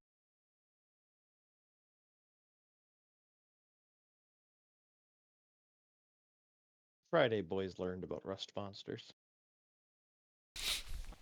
Yeah, but you don't need to worry. We'll corrode that bridge when we cross it. I was thinking we could corrode it while we're standing in the middle. More fun that way. Yeah, we can have a dramatic escape scene as we run across the bridge while it collapses behind us. Yeah. All right. So, sounds like Silent Hall it is under. Okay. So you're just going to go south out of the goblin room and then south through the refuse room with the shields to the open doorways. Yes. Right. That opens up to a 20-foot wide hall running east-west. To the east, it goes 10 feet before turning to the south and winding up to 40 feet. To the west, you can see that the 20-foot hall goes 40 feet before turning to the north. Okay, hold on. Run that by me again. Okay, so you go across the shield room. So you're at the southern entrance of the shield room. Those doors open out into a 20-foot wide hall running east-west. To the east, after 10 feet, the 20-foot wide hall turns 90 degrees to the south and widens out to 40 feet. At the corner, like your line of sight kind of drawing where it goes like near the corner, then continues off to hit the eastern wall of that 40-foot hallway, you can see the open pair of doors to the water basin room. To the west, the 20-foot wide hall continues 40 feet before turning to the north.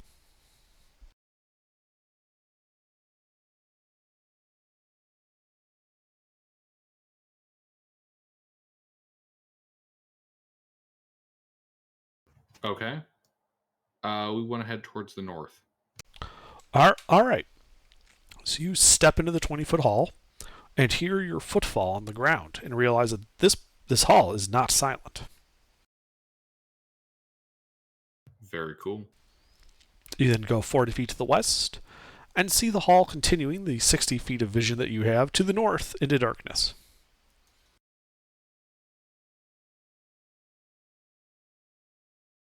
Well, I've got my globe. I've got my telekinesis. We're walking.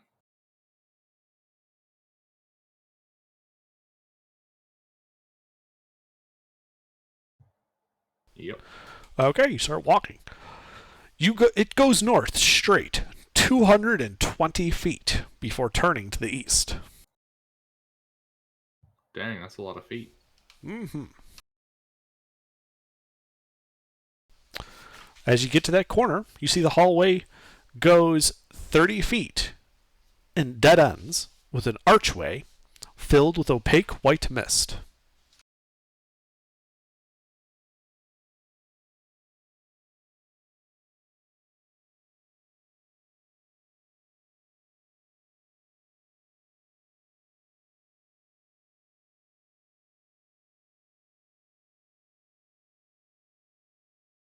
All right, gents, I think this dungeon might be getting redesigned as we're walking.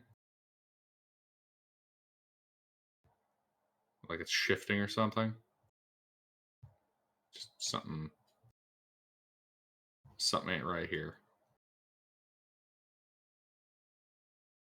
Possible?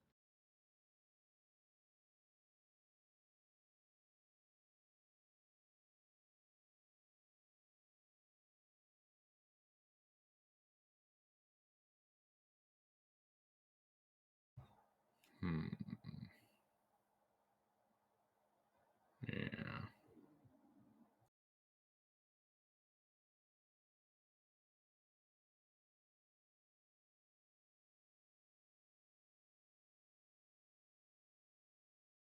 Well, we don't know how the white mist works, so that could be part of it.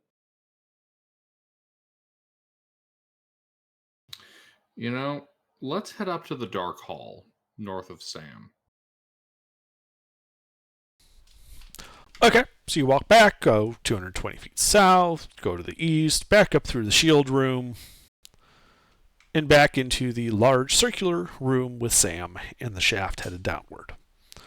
The northern doors are still open, and when you approach, you can see the hall is 20 feet wide and goes north 60 feet, the limit of your vision. All right, we be walking. All right. I got that telekinesis. I got my drift globe. We walking. Mm-hmm. As you start walking north, you realize that after that 60 feet is immediately a T intersection. The 20-foot wide hall continuing east and west. To the west, it goes 40 feet and dead ends at an archway filled with opaque white mist. To the right, it goes 10 feet to a 20-foot wide circular hallway with the far side being shiny white stone. And you hear the sound of what we would describe as a bowling ball sound, as a large 20-foot diameter steel ball bearing comes rolling by at high speed. To the north is a 10-foot wide opening, which you can, after a little bit, you can see there's another opening there. And it looks like it only goes 10 feet before beginning to go away from flagstone and into natural cavern. And it looks like it's ascending.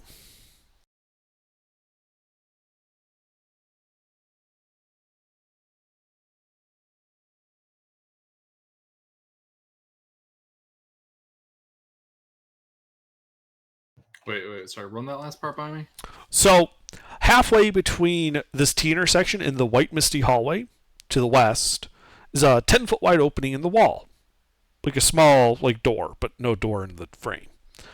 And you can kind of see just from the angle that 10-foot wide hall only goes about 10 feet before giving way to natural stone cavern, the floor looking like it's beginning to slope upward.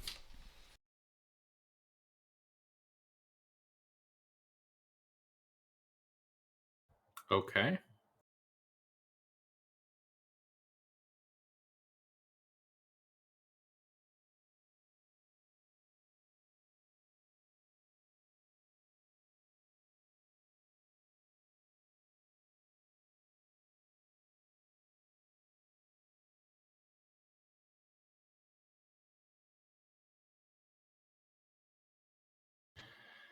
Okay, so this also connects to the exit route.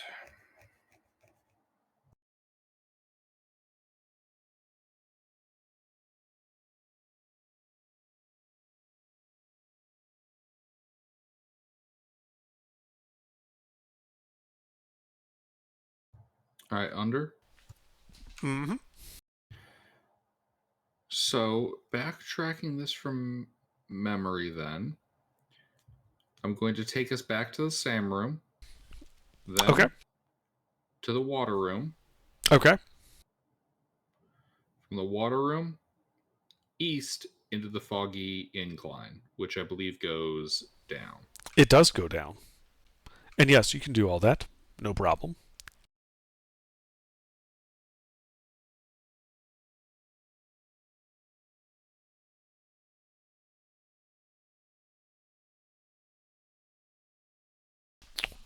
So yeah, you guys go through SAM room, past the bowl of water, and enter this natural cavern about 70 feet in diameter.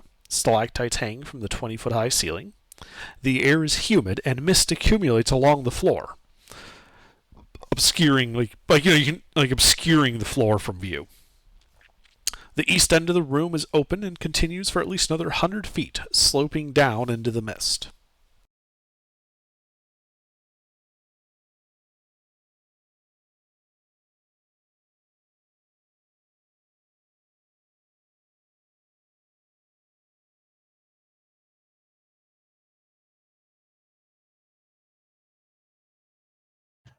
I'm sorry. Writing this up and listening is apparently mutually exclusive for me right now. Could you please run by that last half again?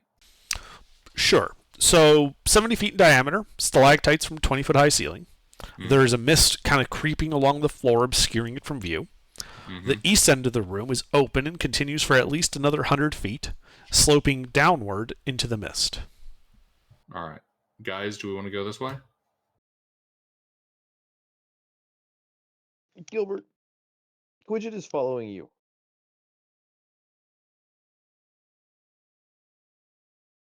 I'm fine with that way. All right, we go that way.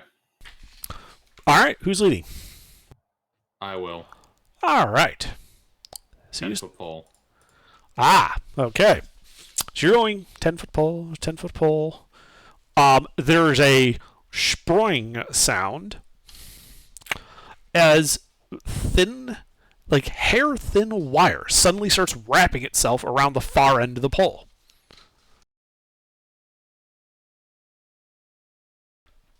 Eventually coming like 5 feet up like the bottom 5 feet of the 10-foot pole, covered in this wrapped up wire, which then begins to smoke and glow red hot.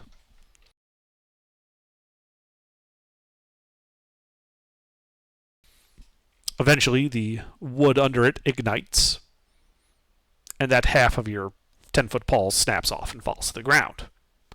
The wire uncoiling, you can hear it uncoiling in the mist, though you can't currently see it as the glow is fading, as it unfurls 5 feet in front of you.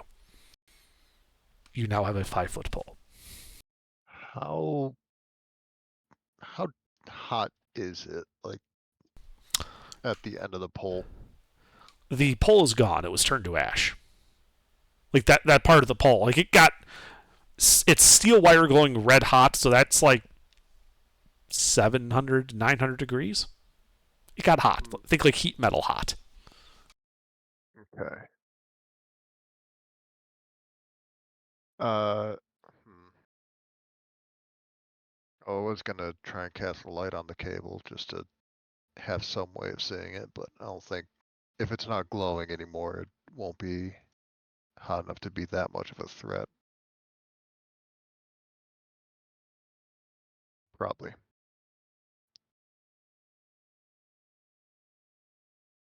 I mean, I got a solution. Under. What's up?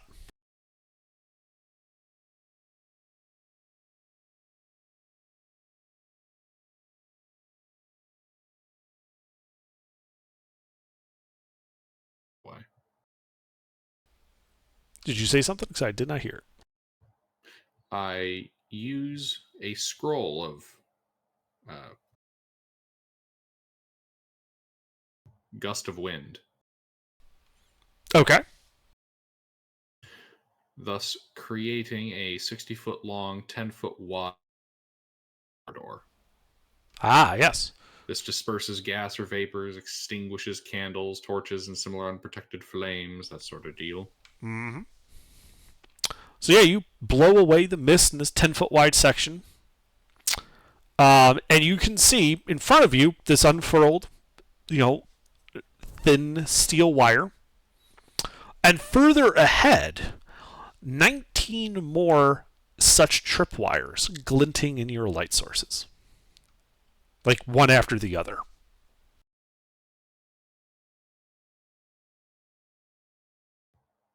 Mm-hmm.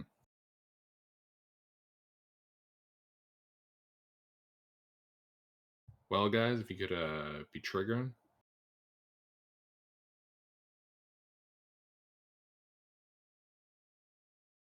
How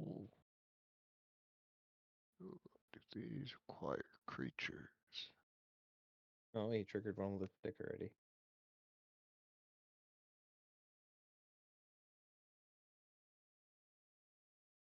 That's the creature.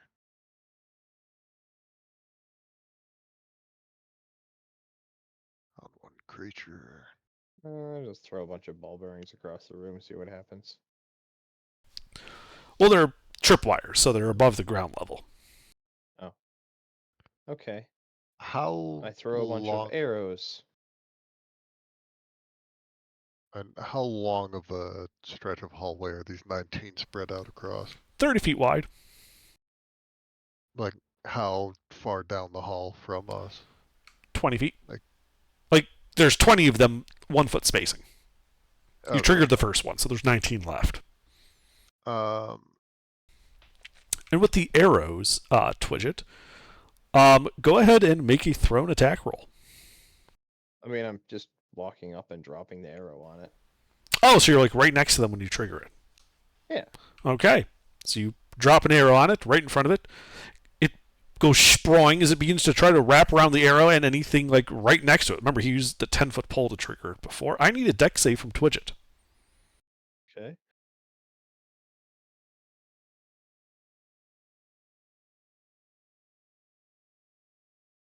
This count as an area of effect? You said around it. Yeah, this is an area of effect. That's fair.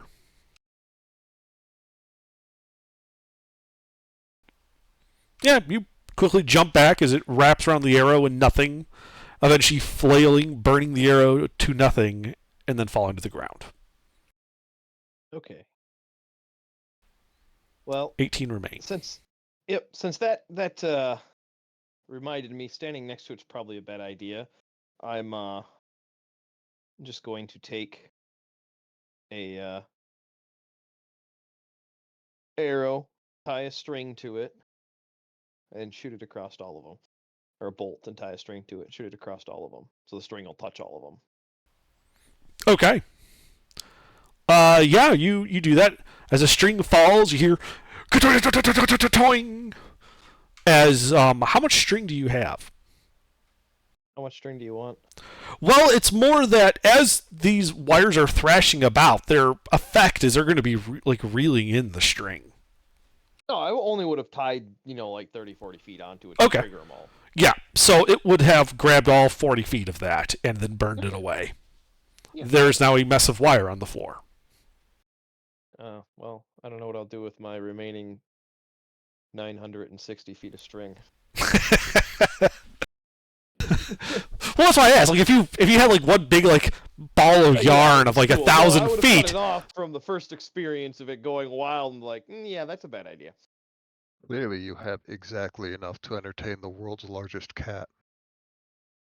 What do you think I keep Betsy in line? Or Lydia, actually. We renamed her. The cow, the magic cow, Yeah, sworn to carry our burdens. exactly. So anyway, I touch one of the wires. Still hot? no, it just kind of makes that like shushing sound, like when you have like a bunch of spooled up wire on the ground and you just kind of slide it over itself. Mhm. It appears to be inert wire now. All right. Well, I'll spool it all up. Okay. That is 20, 30-foot sections.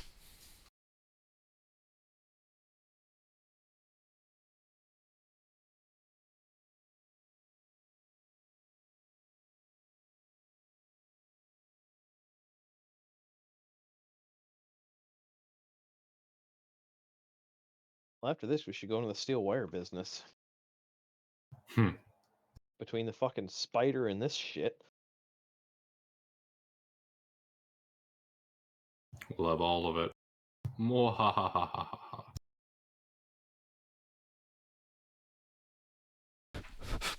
Leaves dungeon. All your magic stuff's fine, but all the wire turns to ash. I already sold a bunch of it. Though I know that's not true. As we get a reference to Gilbert's dungeon.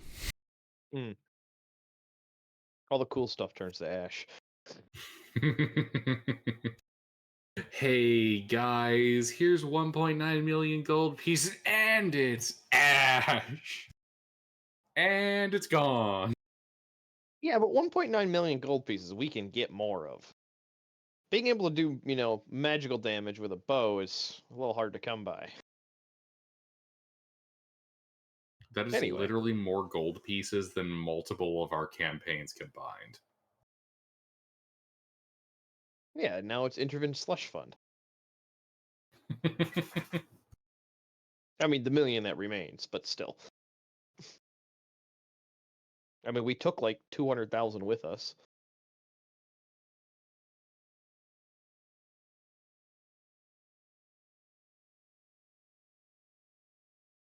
Actually, more than that if you count all the diamonds.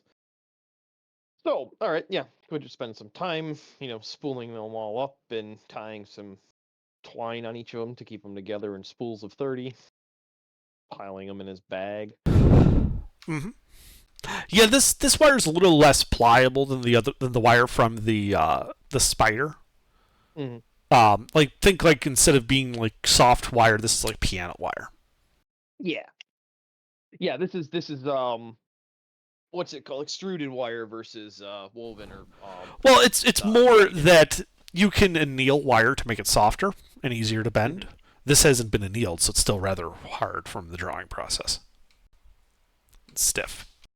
Ah, I got it. Okay, so it's more of a like a spring steel. Yes. Hardened. Yeah. What like? Sorry, I guess you haven't worked with piano wire. Yeah. Think like if the other wire had like you could spool it up around like a minimum spool of like an inch. This requires like a foot wide spool because that's as far as it bends before it just won't bend anymore. Like Yeah, at that point or- you're risking snapping it. Yeah, snapping or deformation. Mm-hmm. Yeah, you're reaching the upper limits of its deformation limit. Okay. But yeah, that's easily enough to spool up and carry it around. In that case, I'll probably just tie it to the outside of the bag so it's not taking up so much space. Mm-hmm. But still doable. Sure.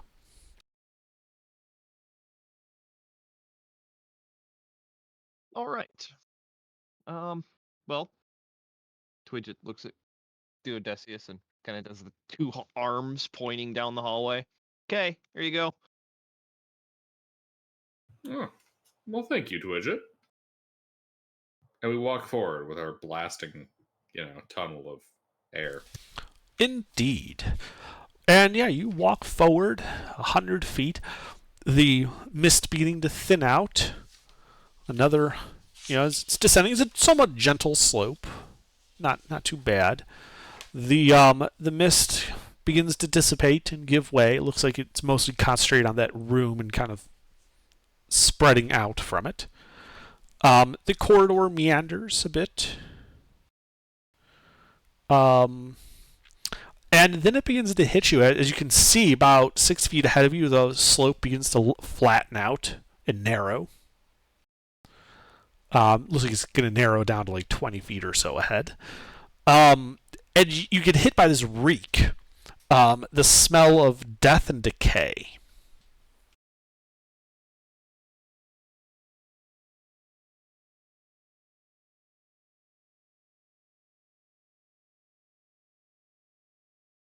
Hmm. Now, what do I say? Okay, well, as you continue forward, you see a rather grim scene. Numerous bloody bodies lie strewn among piles of rocks. Worse, several unclad humanoids with dirty talons and elongated tongues feast on the still warm flesh. And as you're standing there, they see you. You see them. You guys should roll initiative. They have lobster claws? No, they're ghouls. Long fingernails, long tongues. I know. The description also works for 40k demonettes. Yeah, but you're And I'm apparently ready to slay. I'm not.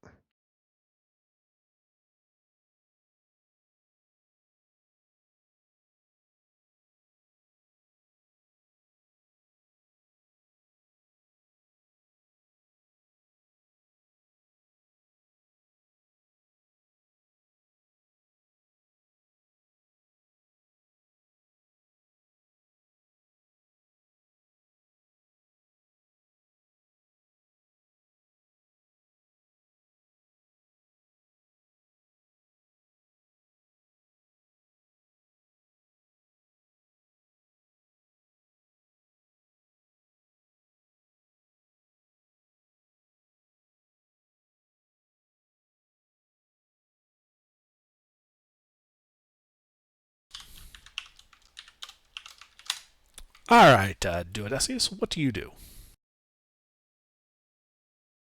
All right.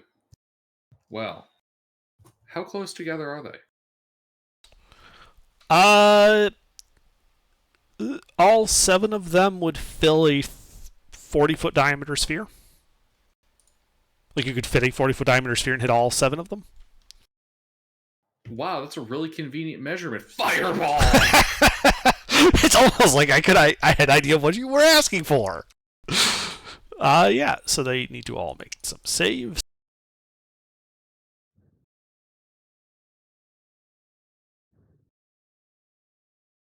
Two of them passed.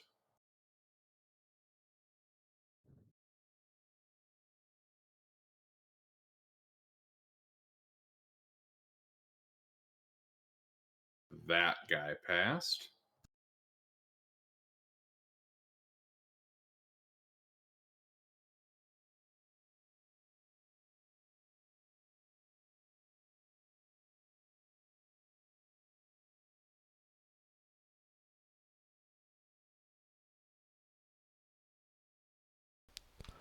All right, so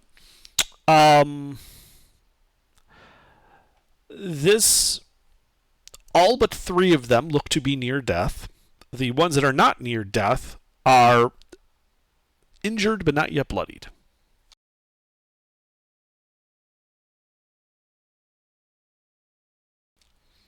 Anything else?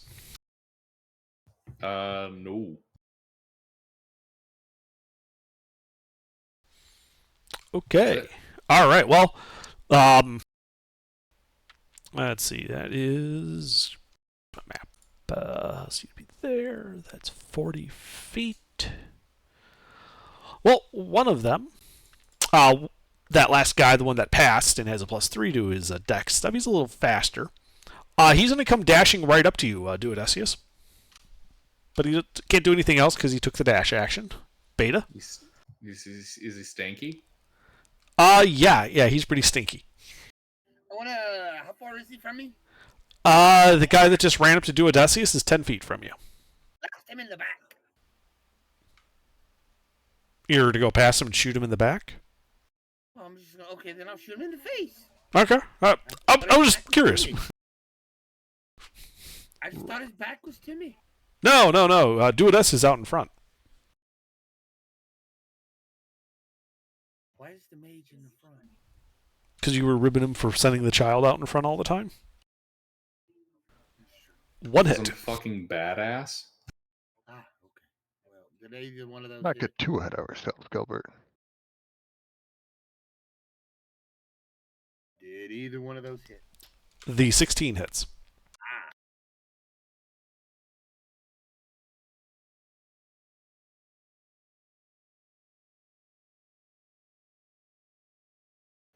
Ten points of force damage.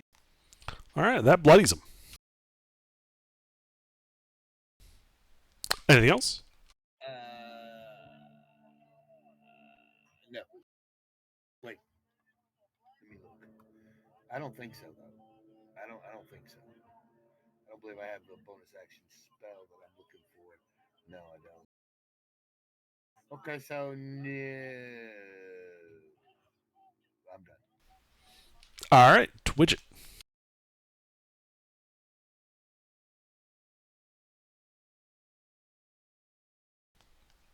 Twidget. The one ran closer to Duodecius. Uh-huh. I shoot him. Okay. Roll to hit.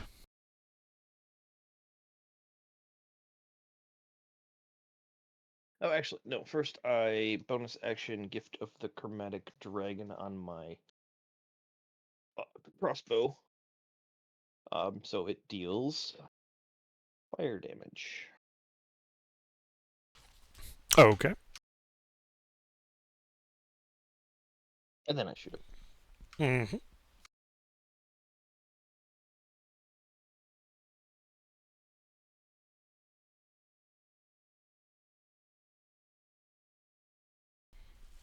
That hits. He's in melee with Duodecius. He is.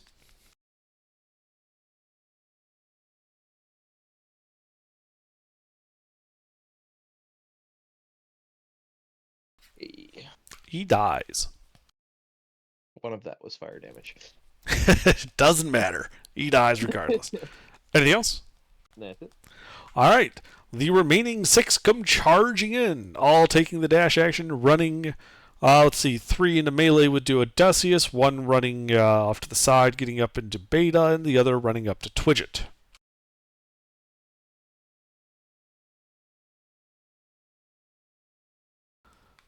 Oh, and the last one will run up to Afflista.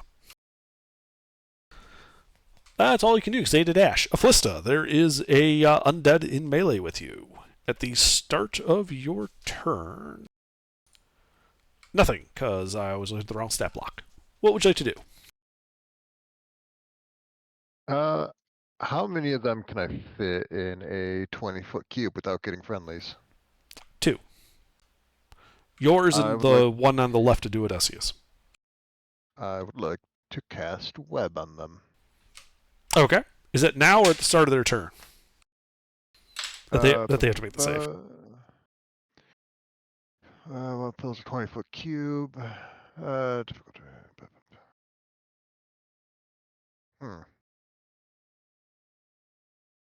think at the start of their turn. Yep, starts its turn or enters it during its turn. Okay. Yeah. Anything else? That's gonna be it for me. All right. Do Odysseus. Yes. It is your turn. What do you do? There are 3 undead in melee that ran up to replace the one that got killed. In what formation are they around me? Well, there's one directly in front of you, one slightly off to the right, and one slightly off to the left, standing in the web, slightly in an arc in front of you.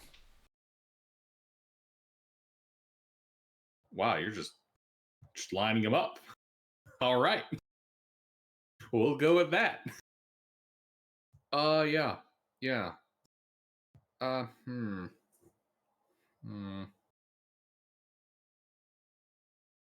Yes, under I shall use Burning Hands and swap out fire damage for force. So, 15-foot cone. So which 2 are you shooting? Center right? Like the center and the center, or the right, or the center and the left? I see. Because you're in melee, they're right up to you, so... What if I used the 15-foot cube from Thunderwave? Oh, then you could hit all 3. Oh yeah, I got that nice flat face. Yeah. Yeah, we'll swap out Thunder for force. Okay. I love that feature. It's so fun. Mm-hmm. So you have to make con saves, right? Con saves. DC 16. Eat shit and die, undead. It looks Only like the middle guy passed. the center one passed.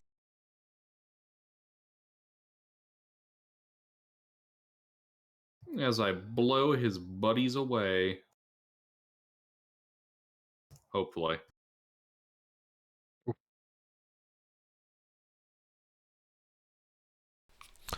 Okay, so the ones that were flanking you are blown to bits by that thunder wave.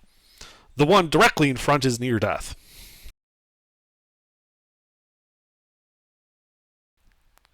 Anything else? This is all. All right, Sister Beta, there is an undead in melee with you. An undead in melee with me? Oh yeah. Oh well, that's not good. That's not good. Bonus action, Shadow Blade action, slice this thing to pieces.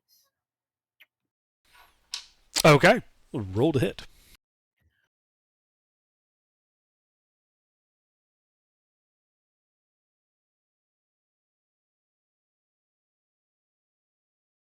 Oh, scratch that. I'm sorry. I just looked down. Now, I'm not using that shadow. I'm not summoning the Shadow Blade. I'm just going to hit him with my mace. I have a +2 mace. I forgot about that. Okay. I'm just going to whack him with my mace. Sure. That hits.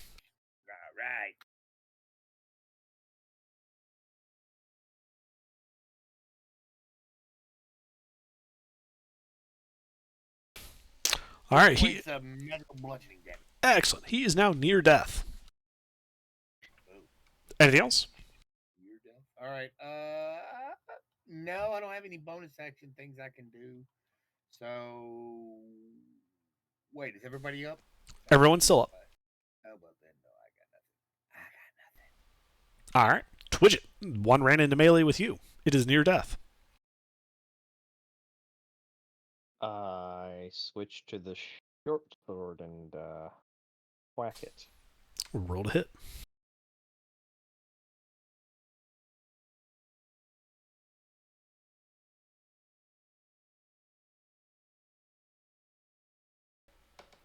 You have hit it successfully.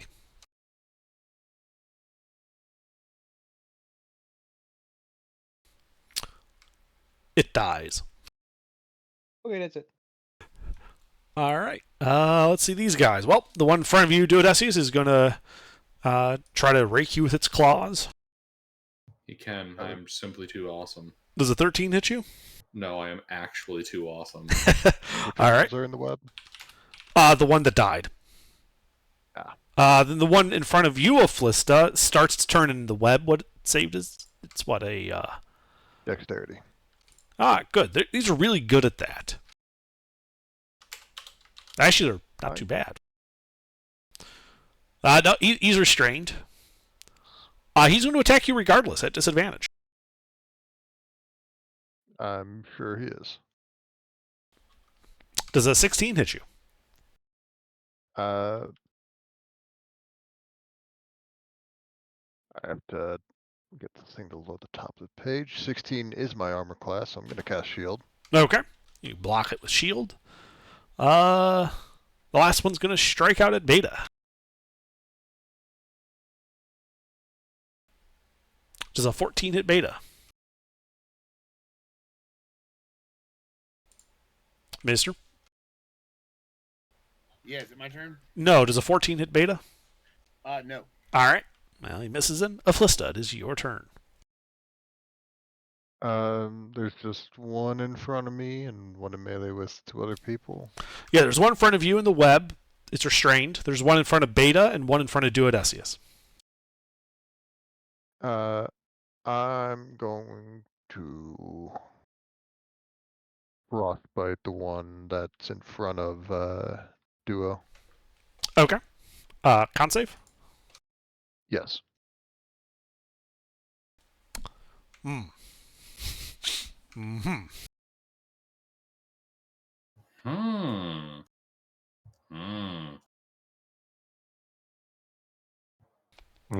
Looks like it's about to get a little chilly. Looks like when Pete left, he swapped your dice with his. He might have. Sneaky bastard. And it dies. Aw.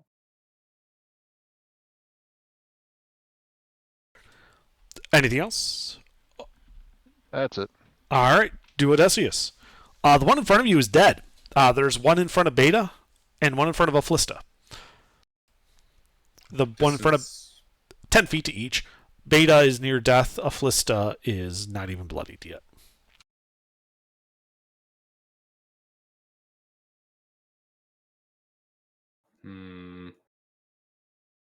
Beta's usually pretty good at handling her own shit. Getting into melee with the one in front of Aflista will be difficult due to the web on the floor.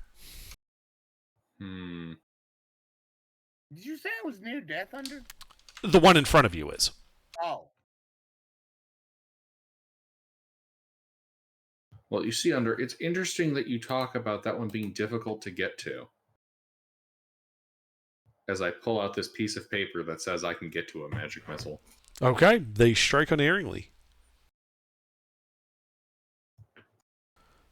I can just produce a stupid amount of these things. All right, that one is now near death. Anything else?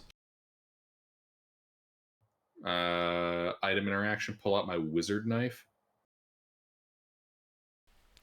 Okay. That's it. All right, Sister Beta. I'm gonna whack this one in front of me, I guess. All right, roll to hit.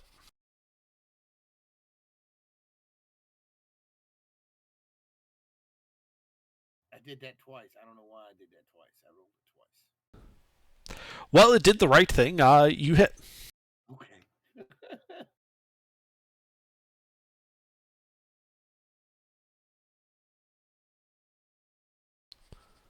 and the one in front of you dies. Aw.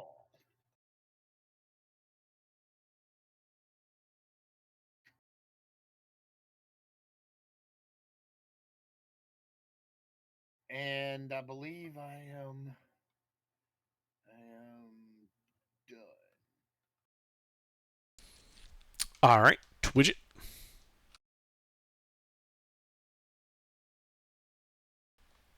Nobody's in melee with me.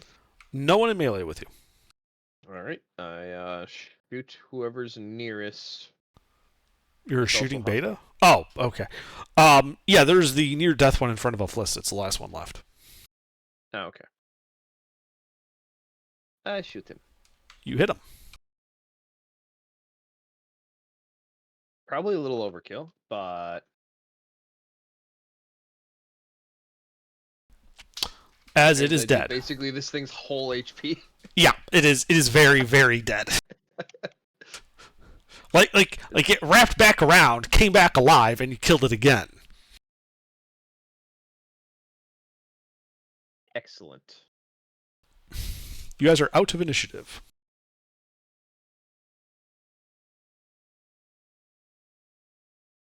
We were in initiative? Mm-hmm. Ahead of you, you can see the tunnel narrowing. It remains at 20 feet, and then it looks like after about 1, 2, 3, 4, 5. Actually, you wouldn't be able to see that because the limit of your light source is in dark vision. So yeah, you see this room. There are 9 bodies, not the ones that attacked you, but 9 additional bodies on the ground. 5 of which look like they might have been undead. 4 of which are dressed in, clothing.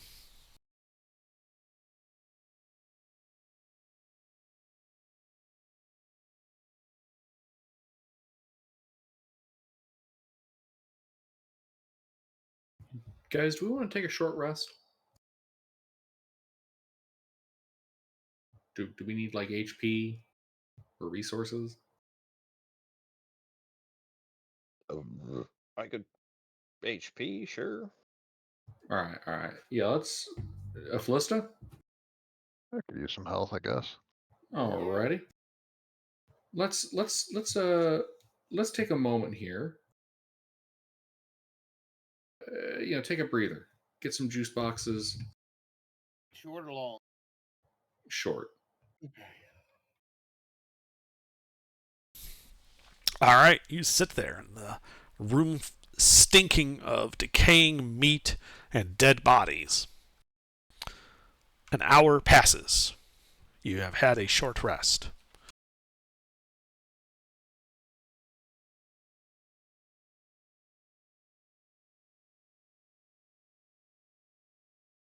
All right. You guys need hit dice? Roll for it.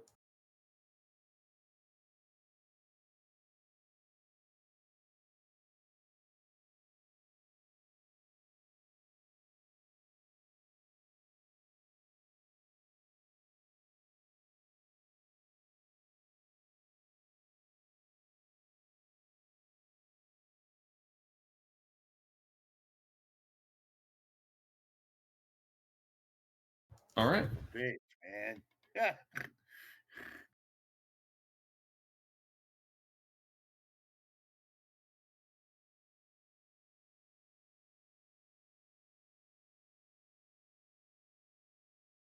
Wait, what did you roll, mister? I used my fighter's second wind and 2 of my hit dice, and I made 12. 12. Yeah. It's not a very That's big number. wonderful. It was a great start to the game. The session. Well, even though it's been the middle of the session.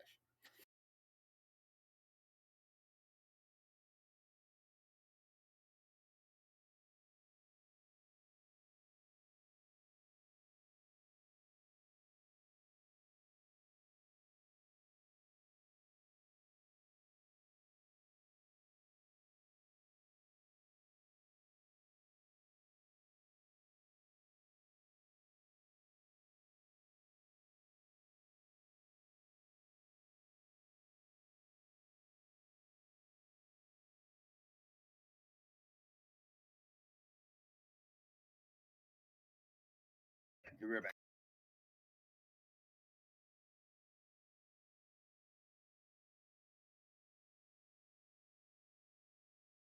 All right, gentlemen. Well, given the lack of dissenting votes, I vote we go. Under what are my options again? Forward or back? Forward. Okay. So you continue marching forward. Actually, Mhm. I changed my mind. Who are these dead people? Well, Not the undead. Undead aren't people. so you start searching the bodies? Yes. Give me an investigation check. Baflista, might I have your assistance? Sure. Only if I get a nap later. Okay. Donks. Best trade deal in the history of wherever the fuck Well, we that's are. a plus 11, not an equals 11, but I A think nat a nat 20 equals I think 11. a 31. All right, so you start searching them, and they all have backpacks which have been basically destroyed, along with some armor of middling quality. Their weapons are missing. And you find usable equipment of.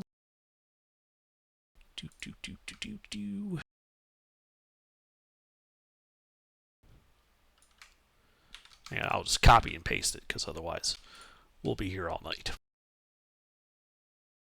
Damn, we found some loot.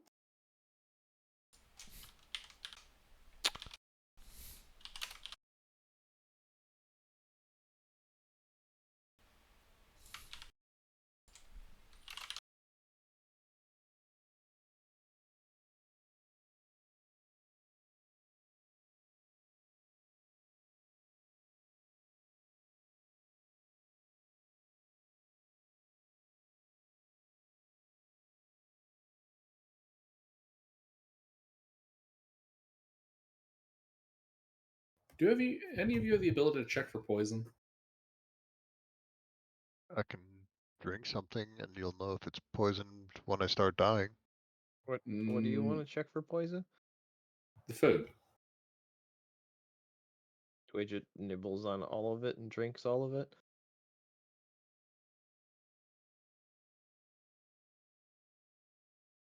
I don't think we're letting you drink 3 bottles of fine wine. Well, no, he sips them. He doesn't consume them. Child, quaff to this wine. Is it good? Chug, I don't chug, know. chug, chug. Excellent. All right. Yeah, you eat a little bit of cheese, a little bit of the fish, a little bit of the perry, a little bit of the wine. Nothing seems to happen. All right, we pocket that up. Okay. We proceed. Okay. Oh, wait, do these look like adventurers? Yes. All right, telekinesis. I take the time to remove their bodies from their disheveled positions, lay them out nicely on the side of the room. And I don't know if anyone here knows funeral rites, but Duo will pay his respects. I mean, we're not recycling them. Yeah, so you line them up, giving them proper rights. About a minute goes by. Twidget, I need a con save versus poison. Okie dokie.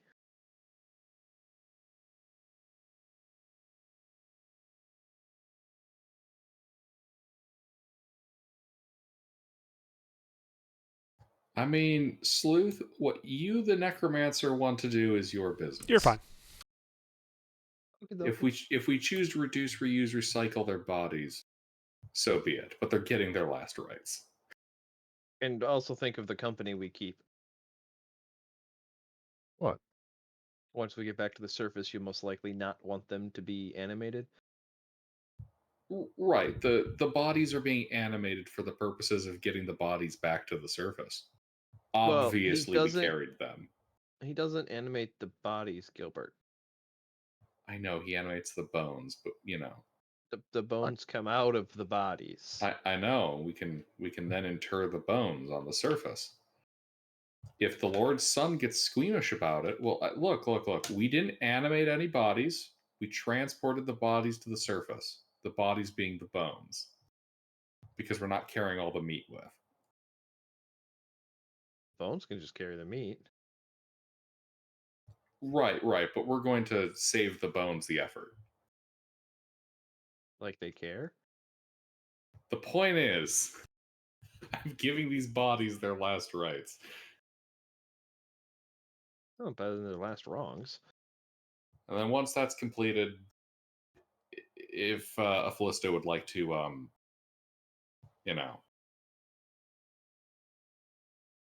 reinforce. We're not giving them their last wrong, 'cause that's how they ended up here.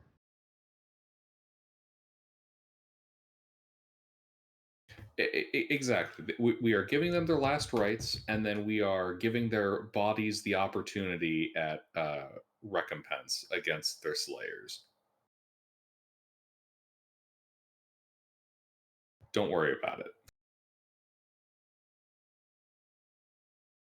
And functionally down here, they're useful, so I don't see any reason not to animate them. Exactly. We just have I was to. just pointing out, once we get to the surface, it might be a problem, but down here's. Well, yeah, but that's where you just do a little bonk bonk, and no problem.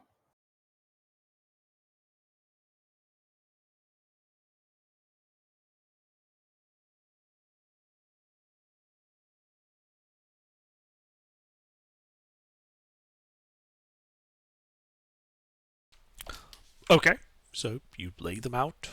You give them their last rites.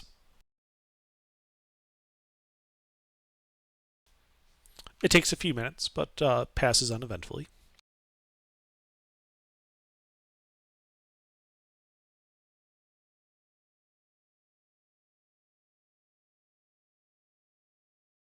Philista, you can do your thing.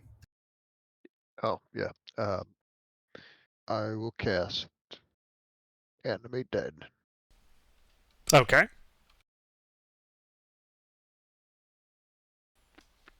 The skeletons come leaping out of the bodies.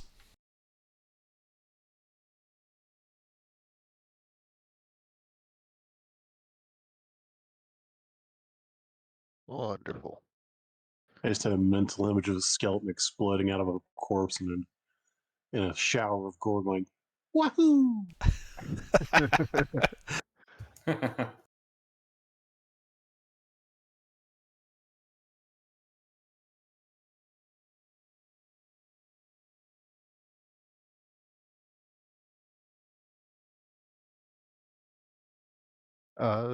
Are there any personal effects that aren't covered in giblets?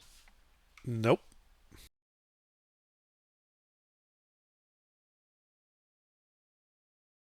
All right.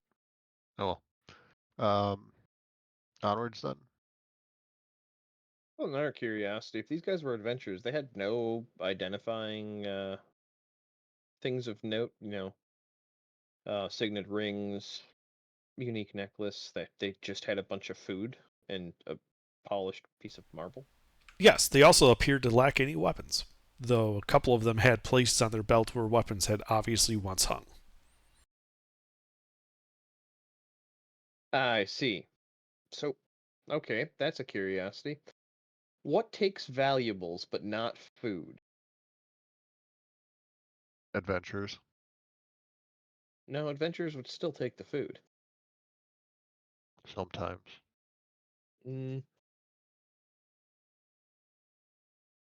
unless it was an entire party of betas. Maybe they eat what they find in the dungeon. Nobody would do that. That's gross. Yes. Eating things. Yeah, totally. I've never eaten orcs.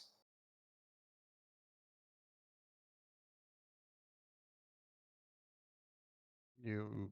Mm, I'm gonna stop talking now. Uh huh.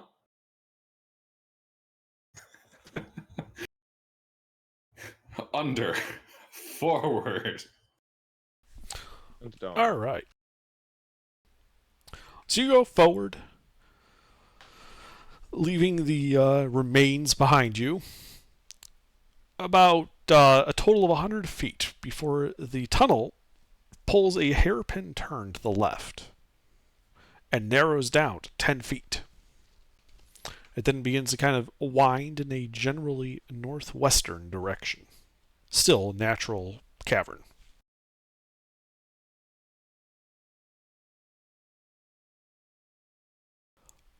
As you continue following it, Duodesius, you're still in the lead, right?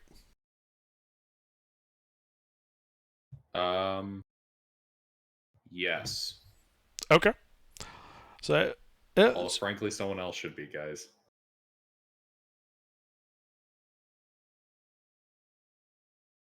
I mean, what are No. our options? I know. We could stick Beta up front.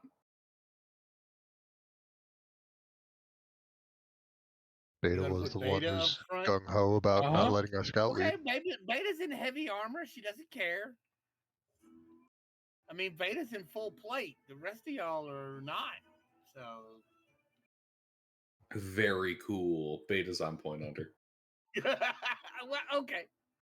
I thought we had the child on point. Yeah, but you complained about me putting a child in danger, so I'm putting you in I'd danger rather instead. you be in danger than the child, but if I had to pick me or the child can go.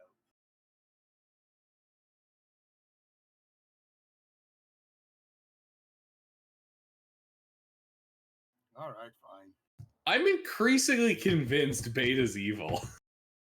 No, Beta's not evil. Evil, good and evil are just states of mind. Beta doesn't have those states of mind. Those are human concepts. That is some hard robot cope. I mean, good and evil are Get in front, seriously robot. are human concepts. Start walking. All right, Beta takes point. all I right. did not know robots had a diet of copium. So you start following this 10-foot wide winding passage.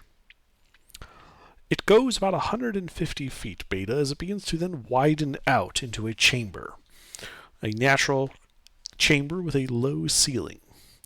And you can hear clanking as you see someone in ringmail, an elven man clutching a sword, like he's using it like a cane to hoist himself up. He's a bit battered looking, and he stands maybe 40 feet from you. And he calls out in common. Well, I see you managed to fight your way through the undead.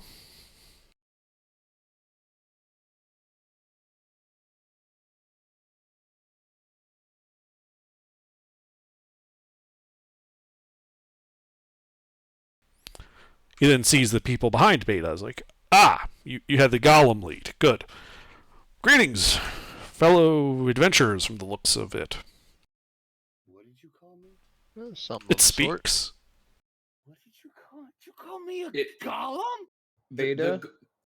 By technicality, what you have created in terms of a character to everybody else in the world looks like a fucking construct. Especially when they I know. call it a greeting and you don't answer. I know. I know.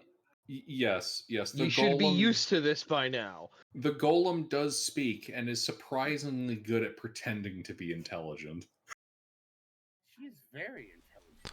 Yeah. And she is very Quite a- attractive too. She is the Quite a prettiest convincing robot act. I've ever seen. Uh-huh, that's nice. So, yeah, the elf gets a little closer to get up into, conversing range. It says, well, I am Grimstone. And you are...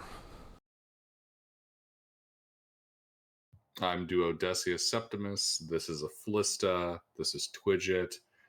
That's Squash. This is whatever Swag's character's name is. And the golem is Beta. I think we left him in the prison on accident.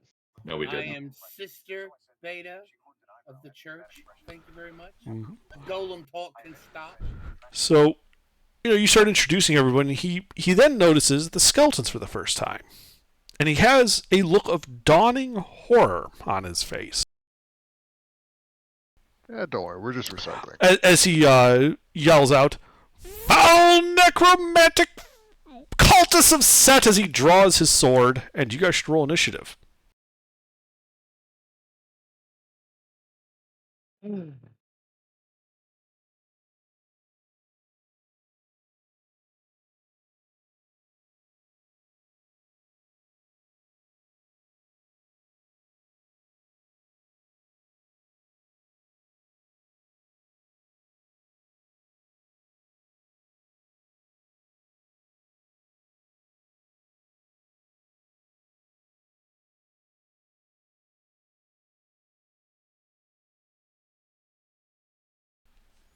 Beta, Yes. initiative. Oh, sorry.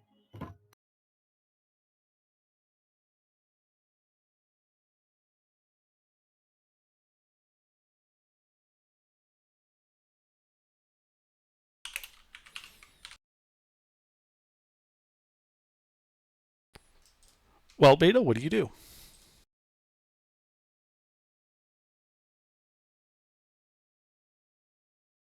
What's the how far is the guy? He's in melee with you. Oh well, shit. That's not nice. Like, you guys are all getting together to talk, and then he notices skeletons. You realized you didn't fight your way through the undead. You had the undead join you, and you're cultist worshippers of the, Lich Set. Oh, so they think we're bad guys. He thinks you're a bad guys. Yes. Perhaps if that golem is so good at talking to people, the golem might. So, Beta, say what do you do? something. Can I ask him what? Hang on a second. So he thinks we're allies, right? No, he has drawn No. his sword and means to kill you. This guy, Beta, looks like he's some kind of paladin, maybe of Mitra, based on the context of this dungeon. Like the previous dudes we've met. Oh well, then we should be on the same side. Why is he? Yes, attacking us? he came up, Because he's seen we you, have he's seen the rest of the skeletons. party, and then he's seen the Oh, skeletons in the oh, back, oh, and he oh, thought we're oh, necromancers. Gotcha. Right. I'm gonna wave my hands at him and like, please, friend, we are not. Don't mind the undead. We have a necromancer in our party. Please. I'm gonna try to persuade him to stop. All right, make a persuasion check at disadvantage.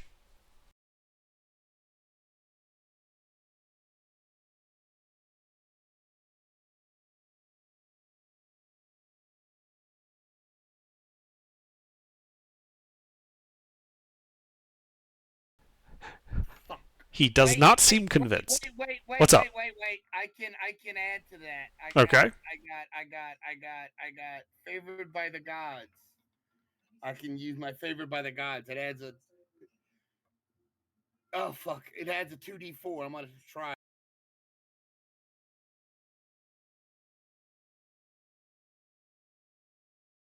So it's a 15 instead of a 10. He does not seem convinced. Fuck! I tried. Oh god. So that took your action. Anything else in your turn? Yeah. No. Beta's not going to attack the holy paladin. She's not. All right. Do Odysseus. Well, obviously attacking the paladin is a bad idea. So,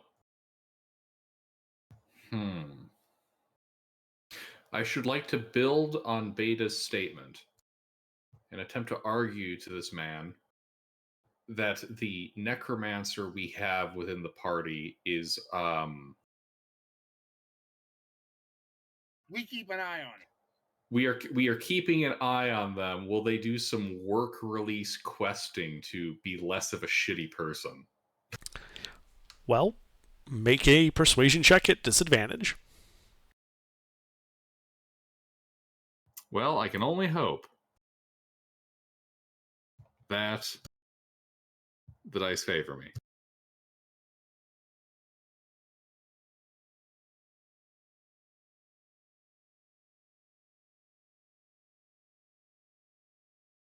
The gods do not favor you either. He does not seem convinced of this.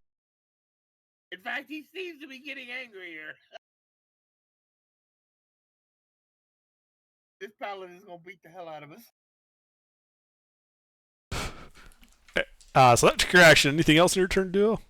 Yeah, I'm not raising my guard at all. That's it. All right, Aflista.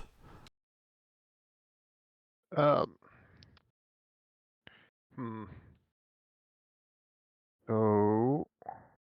we could try talking this guy down. But I've seen where that's getting us. So we can always just fight him and knock him out instead of killing him. For the first time in maybe our entire run of this dungeon.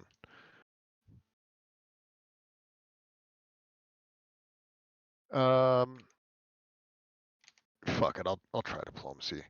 I'm just gonna tell him that we're just recycling and these bodies are on their way to be reinterned in a proper, properly sanctified place. He does not believe the necromancer.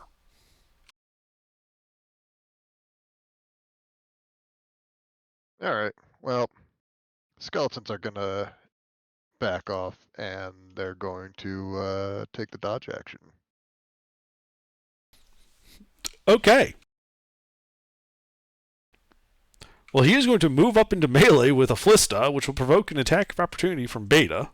He's just on the other side if you do it, Essie, so he hasn't left your zone of control yet. Do you do anything, Beta? Nope. Alright, he's going to swing his sword at Aflista. I mean, we can lose the necromancers. Starting to think Beta's not a team player. Does a 14 hit Aflista? Seriously. No? No. Okay, he attacks again. How about a 20? I will cast shield and that will miss. Okay, you deflect it with your shield, he snarls at you and takes an action surge to attack twice more. Oh my god. How about a 22? 22 will hit. Okay. So he hits you for 7 points of magical slashing damage. Alright. At least he didn't smite you. Twidget?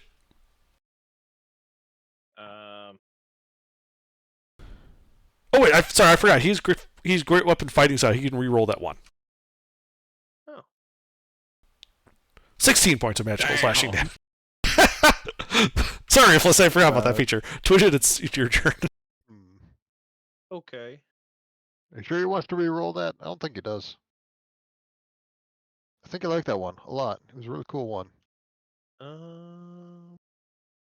That single attack bloodied me. If I cut you in half, the hell?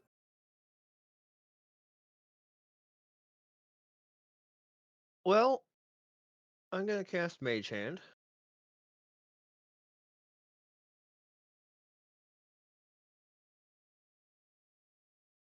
And then I'm going to hand my Mage Hand a ball of string and instruct it to AT-AT his ass.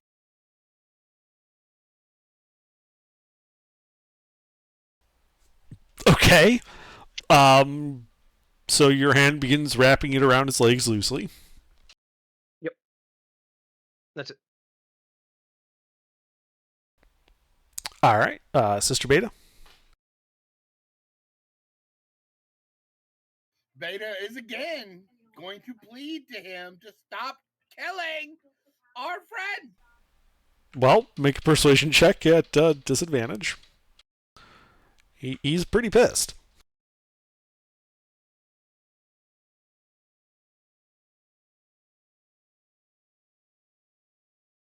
It's not like they were using it.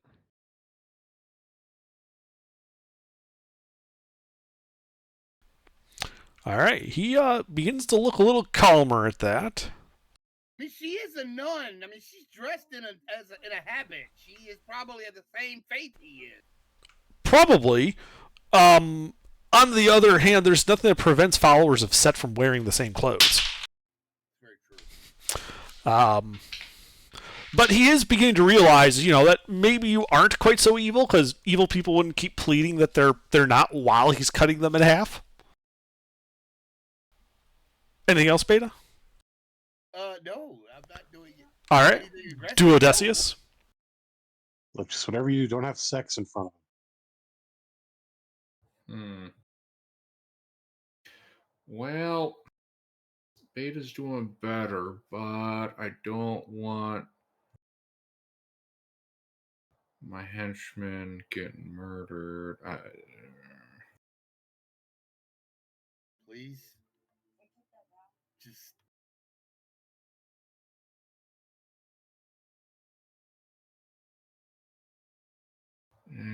Opening my mouth is gonna make things worse.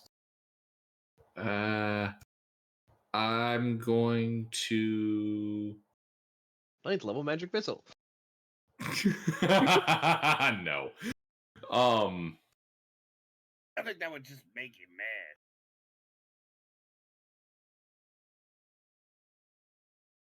I'll use telekinesis to just try to interfere with his blade strikes hitting a Fallista.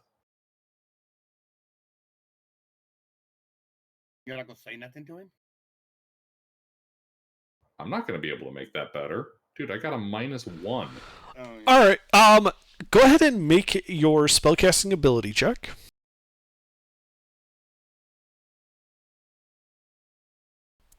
And he is contesting it with his strength. Snatch it up his hand and shove it through you.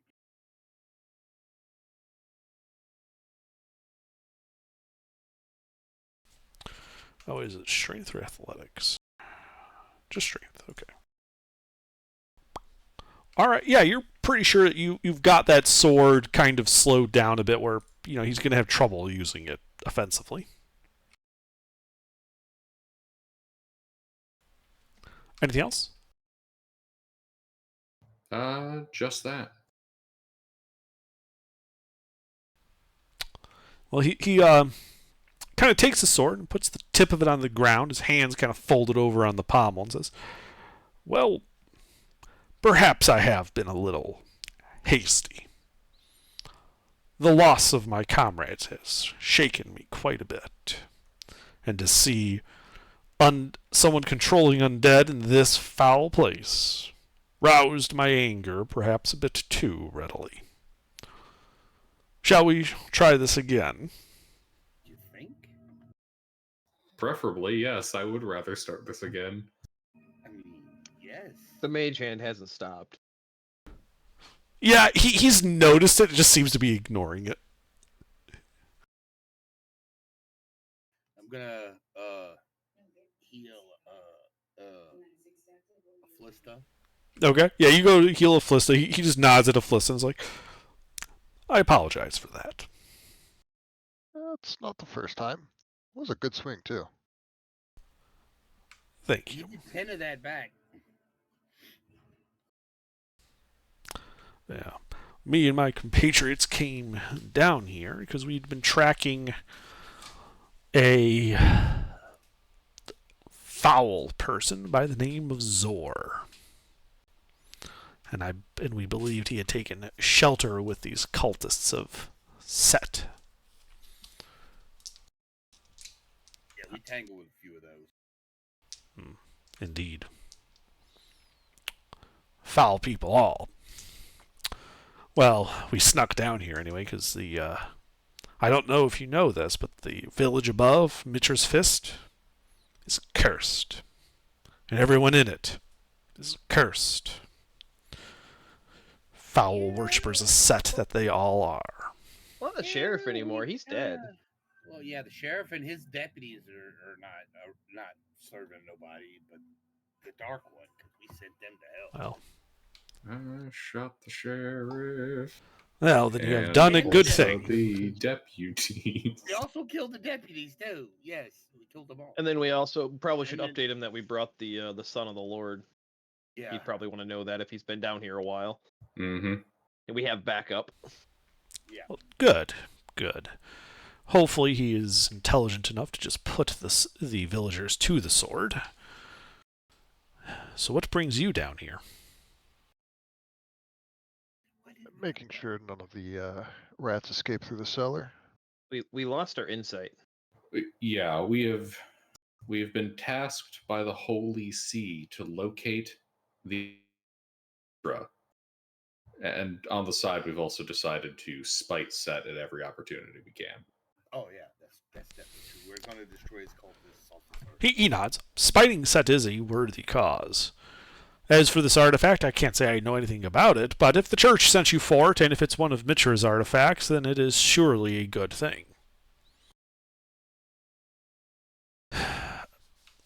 Undoubtedly, you saw back there the remains of my party before I was forced to retreat as the undead were overwhelming. Uh-huh. They just smell bad. They're not that bad. These bucks. No We just thanks. holds out a healing potion. Oh, okay, yeah, he'll take that. He drinks it. All of our health potions have like little slices of. Fruit. They're cardboard boxes. They improve the flavor. Regular health potions just taste like cough syrup. I do believe Zor to be close. He, I believe, was trying to work himself into the inner sanctum of these cultists, but has yet to achieve whatever fell ends he came here for. Perhaps if we could work together, then we can deal both with the Zor, and you're welcome to my sword arm to aid you in your efforts. What about your other arm? Well, that's the trick. They're both sword arms. Oh. Cool. I mean, to be noted, he was two-handing the sword.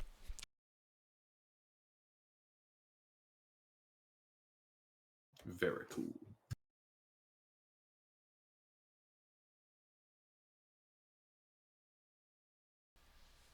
He turns to Aflista. Just keep those things away from me, and we'll be fine. They'll be towards the back then. Good. I shall be towards the front. Wonderful. I'm glad we can reach such a amicable agreement.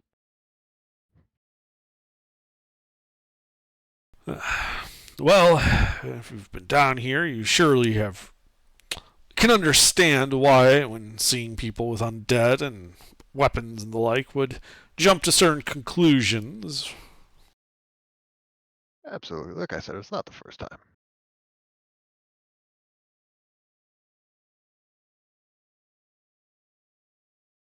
Yay.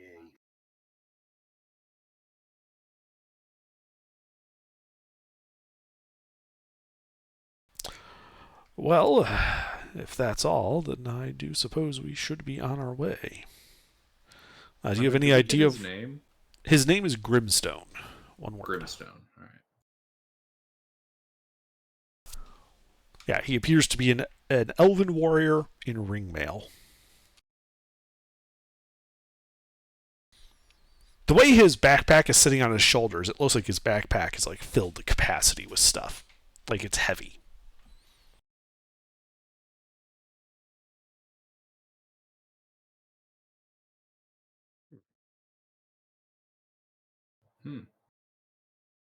Is there a lot of stuff you brought with you that you need assistance with? No. When my compatriots fell, before I was completely overwhelmed by the remaining undead, I did take certain personal effects of theirs. Now I want to see to it that their families at least get something to remember them by. Their bodies are unrecoverable.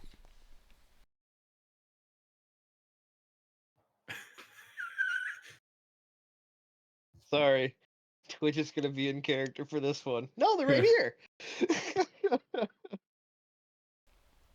I see. It's transporting the bodies upstairs would have been difficult, so we figured, recompense for their deaths, they can their bodies can at least get back at the cultists, and also we'd be able to get at least the bones back up to the surface. If it helps, I did perform last rites before we, It is cold comfort. It is. Regardless, if you can get their bones to the surface, I will be grateful. However you manage to do it. Abuse their bodies, however, and I will show no mercy. No intent on abusing the bodies. Those were good people back there.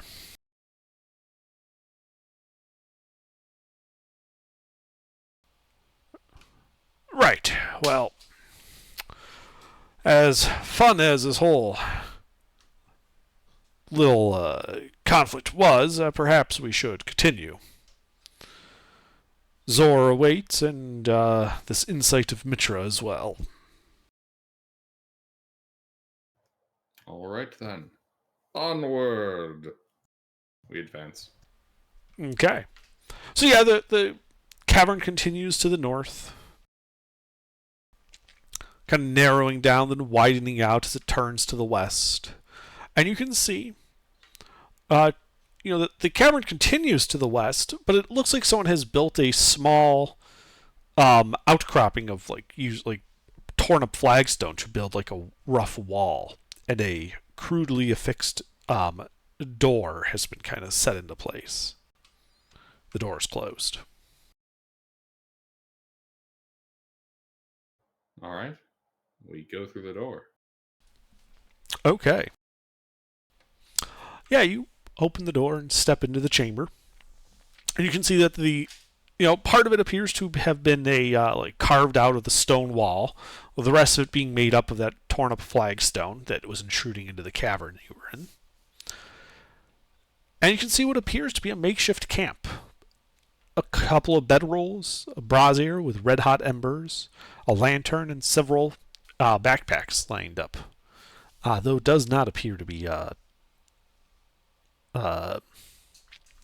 occupied at the moment. Does it look recently used? Make a survival check. Oh boy.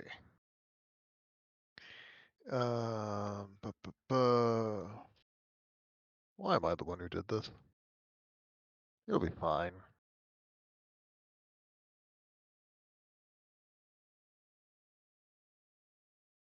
Huh. That wasn't supposed to work so well. It appears that, the fire's kind of burned down. It's probably been an hour, maybe two, since anyone's been here.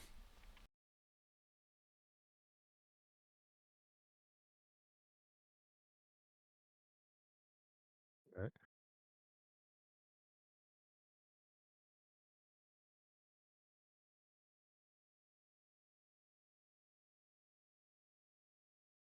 So I wasn't here last session. How long have we been down here under?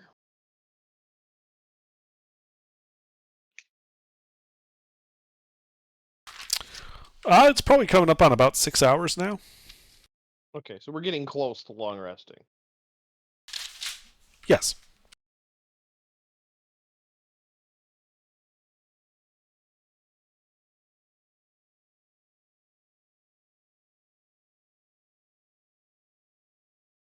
Probably wouldn't be a bad idea.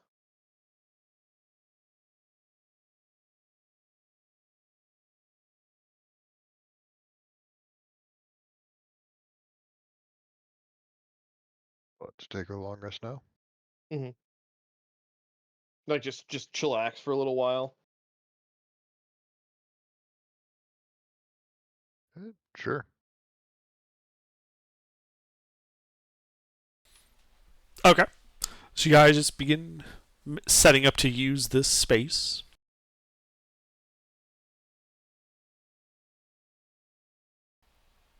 The 2 hours before your long rest pass uneventfully. However, almost like just a few minutes before you guys were about to begin your long rest, the door opens, not from any of you, and you see a tall figure on the other side, dressed in plate mail. The crest of the helm kind of has like a couple like stylized horns, similar to that of a dragon snout, kind of coming off the top of it. And you can see behind him a couple of other fellows in also in plate mail, though they appear to be less forward-looking, more like they're covering his back. And as he steps in, kind of takes a look around at you lot, kind of sitting here, says, "Ah, visitors." And he looks at Grimstone. "Oh, and you're still alive." As Grimstone stands up and calls him Zor. And I think that is where we will leave it today. Oh, you know each other. Great, that makes introductions easy.